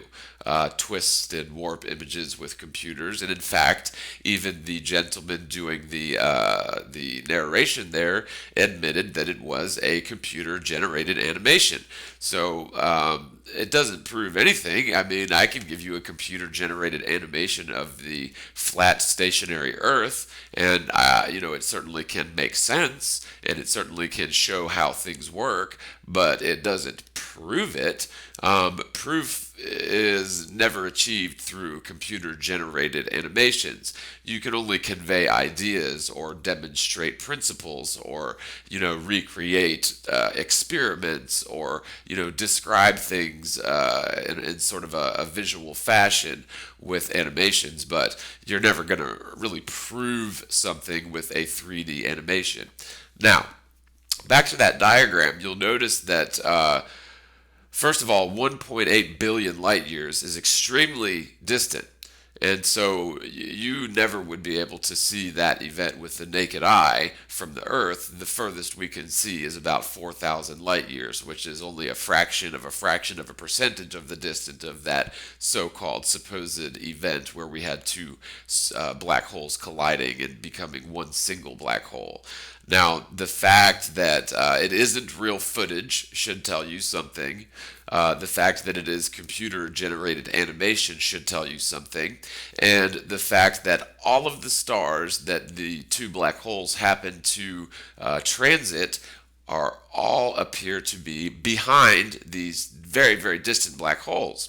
Again, otherwise, if any of the stars were closer to us than those black holes, then the light coming towards us from those closer stars would not be sucked back into that black hole. That's not how it works. The light has to come near the event horizon in order to be sucked into the black hole.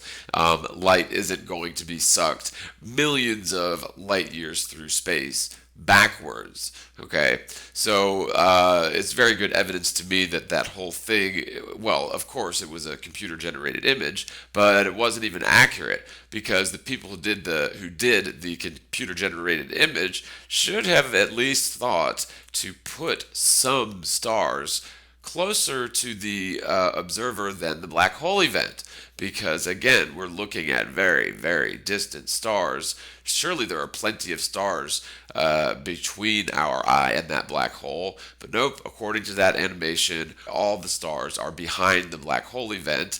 And how convenient is that for their pretty little black hole event that supposedly proves gravity, but all it does is prove that people can use computer generated animations to show an idea, This is ridiculous. You people can't even prove the Earth possesses a single degree of curvature, nor can you prove that it spins even at 1 single mile per hour axially, nor can you prove that it races around the sun at over 66,600 miles an hour on average, nor can you prove that the sun is traveling, at a 60-degree angle to the galactic plane at 483,000 miles an hour, while simultaneously spiraling around the center of the galaxy in one of its arms at over 500,000 miles per hour at the same time, while the galaxy has never shown any evidence to be traveling at 1.3 million miles per hour through space. In fact, we can easily demonstrate that the ground that you're standing on right now has never moved a single yard ever. So the idea that we can somehow figure out what happened 1.3 billion years ago is theoretical folly at best. So if that black hole event occurred 1.3 billion years ago, then how old are the stars that are ostensibly many light years beyond and behind those two black holes? The whole thing looked like a cartoon to me, and I know for a fact that gravity doesn't exist, and so therefore theoretical fantasies such as Einstein-Rosen bridges, dark matter, dark energy, and yes, even black holes, theoretically couldn't possibly exist, and theoretically things like gravity and dark matter don't even need to exist because we don't live on a spinning globe, and the natural laws of density and buoyancy just sort of take care of where the order of things go. It's the natural order of things. Nature is balance personified.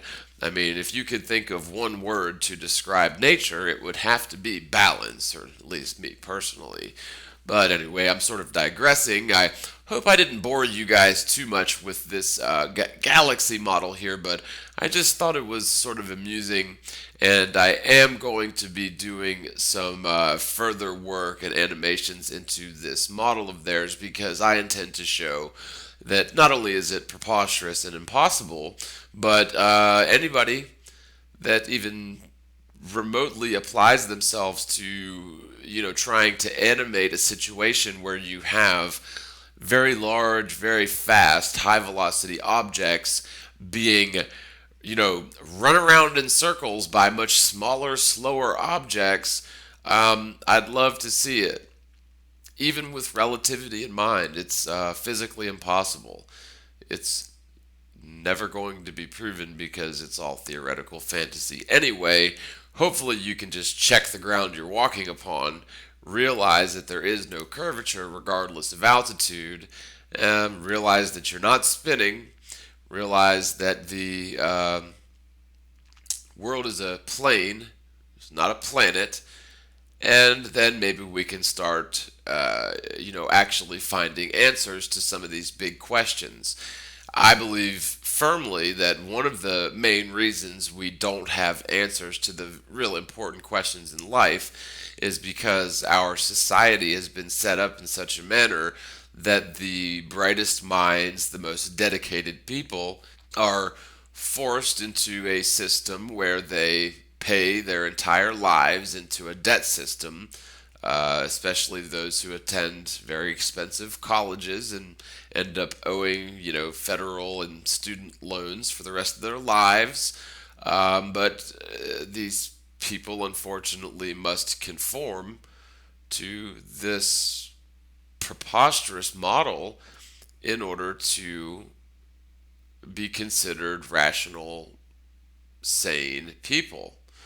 And that's sort of a shame, but if a person can actually take the time to just be a little bit scientific, give the good old globe model a skeptical scrutiny, and also apply the scientific method to the notion or the theory that the Earth is a stationary plane, and I can assure you that you're not wasting your time, because science is never a waste of time. Science if performed correctly, will only ever lead you closer to the truth. You will either find evidence to support a theory, or you'll find evidence that is, contradicts a theory, or even falsifies a theory. But there is no room for enemies or friends in this, allies and enemies. This is simply science. This is how we rational, skeptical human beings figure things out using empirical evidence and repeatable experiments. There is no battle or war going on here.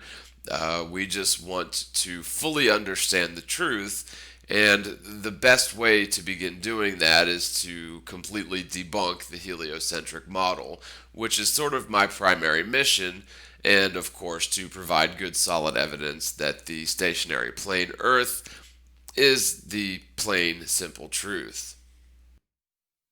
Just wanted to quickly thank everyone for taking the time to hang with me in this, 3-hour video. It took a long time to make it. Hopefully it won't take that long to render it, and I'll hopefully have it up by the weekend. That's the first weekend in March, here coming up in just a few hours, actually. As you guys know, I'm doing the weekly show Static Plane Truth tomorrow. That's every Saturday at 3 p.m. Eastern. So don't forget to check that out. Also, if you dare, check out the Facebook page that's run by a friend of mine. Definitely check out $5,000 NASA Eclipse Challenge. I'm doing a video, or actually am in the middle of working on a video involving the data that's the crux of the $5,000 NASA Eclipse Challenge, so be on the lookout for that soon. I've actually got that in the works. It's just a lot of material, and I am wanting to incorporate 3D modeling into the video, so I may end up having to settle for 2D, which again, as I've mentioned, is adequate because more or less the Earth, Moon, and Sun are all essentially always on the same plane, more or less, and things like tilt and even a 5-degree angle of the Moon's supposed or alleged orbit can be accounted for in a 2D animation, so I may end up just going 2D on that. Again, I'm no master with Flash either, so we shall see. I'm still in the editing process of that. We've got all the recording done. We've got all the data. Everything's there, and the $5,000 NASA Eclipse Challenge Facebook page is up, so definitely check that out. If you guys are looking to tithe, as always, I mention the Shelter of God Sunday School. Just go to www.sogss.com. Shelter of God Sunday School. It's run by my friend Majida in Pakistan, and just a little bit really does go a long way. So anybody that's wanting to help out the children over there in Pakistan who really need it, it is a Christian outreach organization. So there's that. And last but certainly not least, I just found out today, the final day when I'm wrapping up editing on this film, that my stepdad died yesterday, and so I just want to sort of dedicate this video to Steve. I'm gonna miss you, buddy.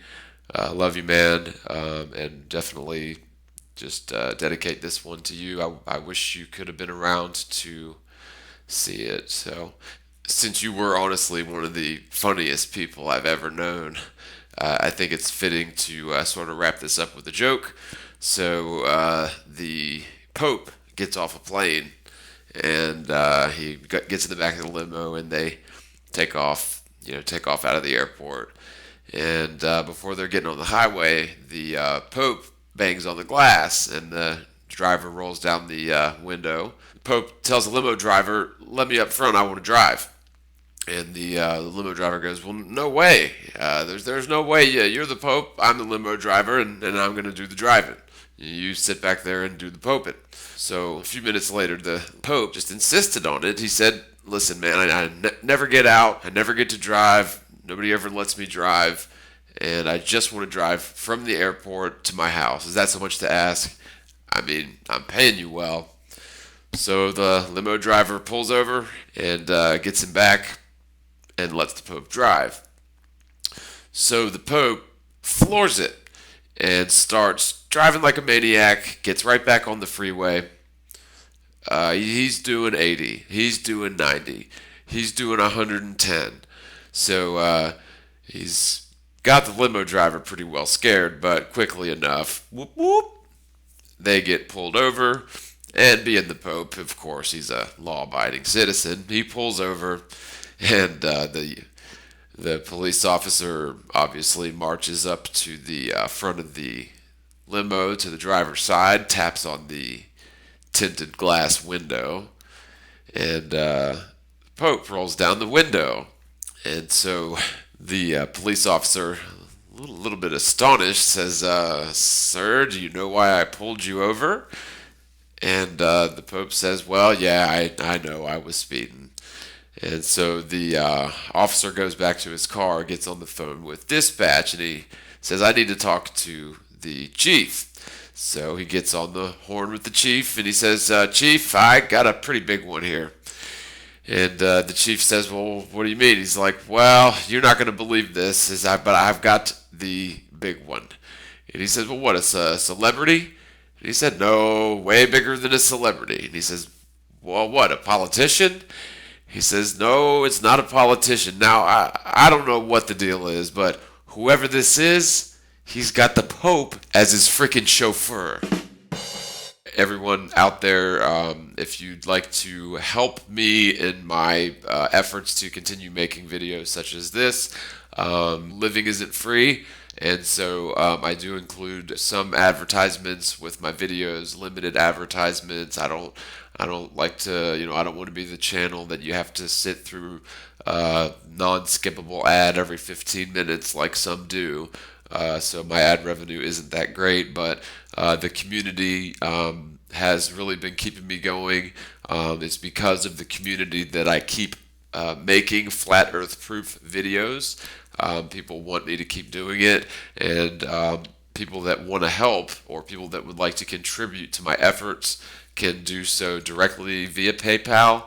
If you're familiar with PayPal, it's real easy. You can just send any amount to John Elance at Gmail through PayPal. That's JONELANCE, John Elance at gmail.com. Or you can actually contribute to the channel directly through the YouTube fan funding option, although that is not really preferred. YouTube sort of uses it as a punishment device. So if I get another copyright strike, I will lose that privilege. At any rate, if you don't like PayPal, or if you can't use PayPal, there is always the option to support this channel through YouTube fan funding. So thank you guys so much for your time. God bless. As always, spread the word, spread the world, and peace out.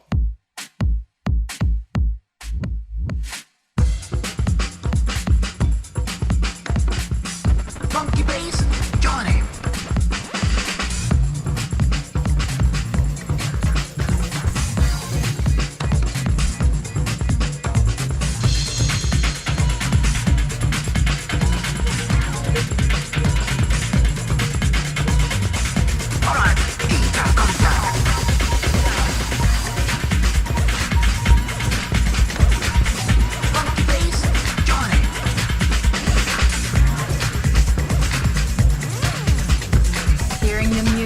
Just like seeing the colors of trance and feeling the power of acid.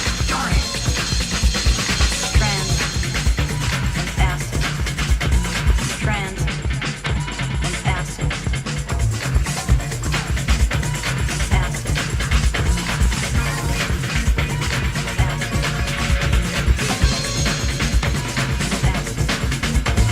Trance and acid.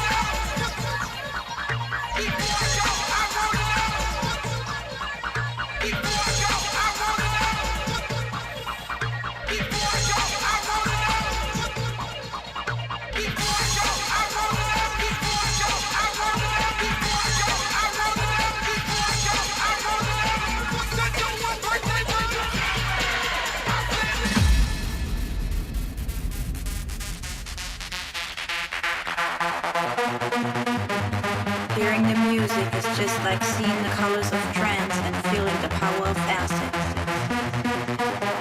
Trance and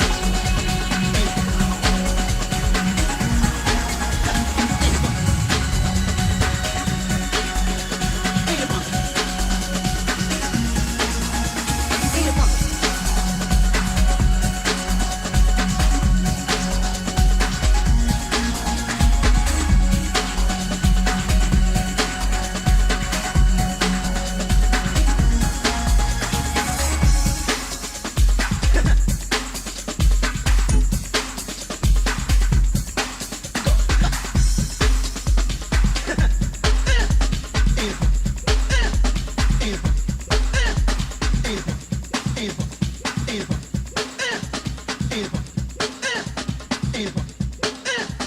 Ain't it funky? Ain't it funky? Ain't it funky?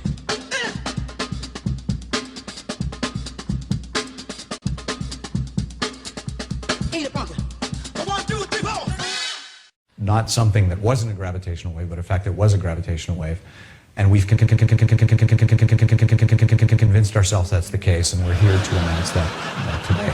Most precise measuring device, most precise measuring device, most precise measuring device, most precise measuring device, most precise measuring device, precise measuring device ever built.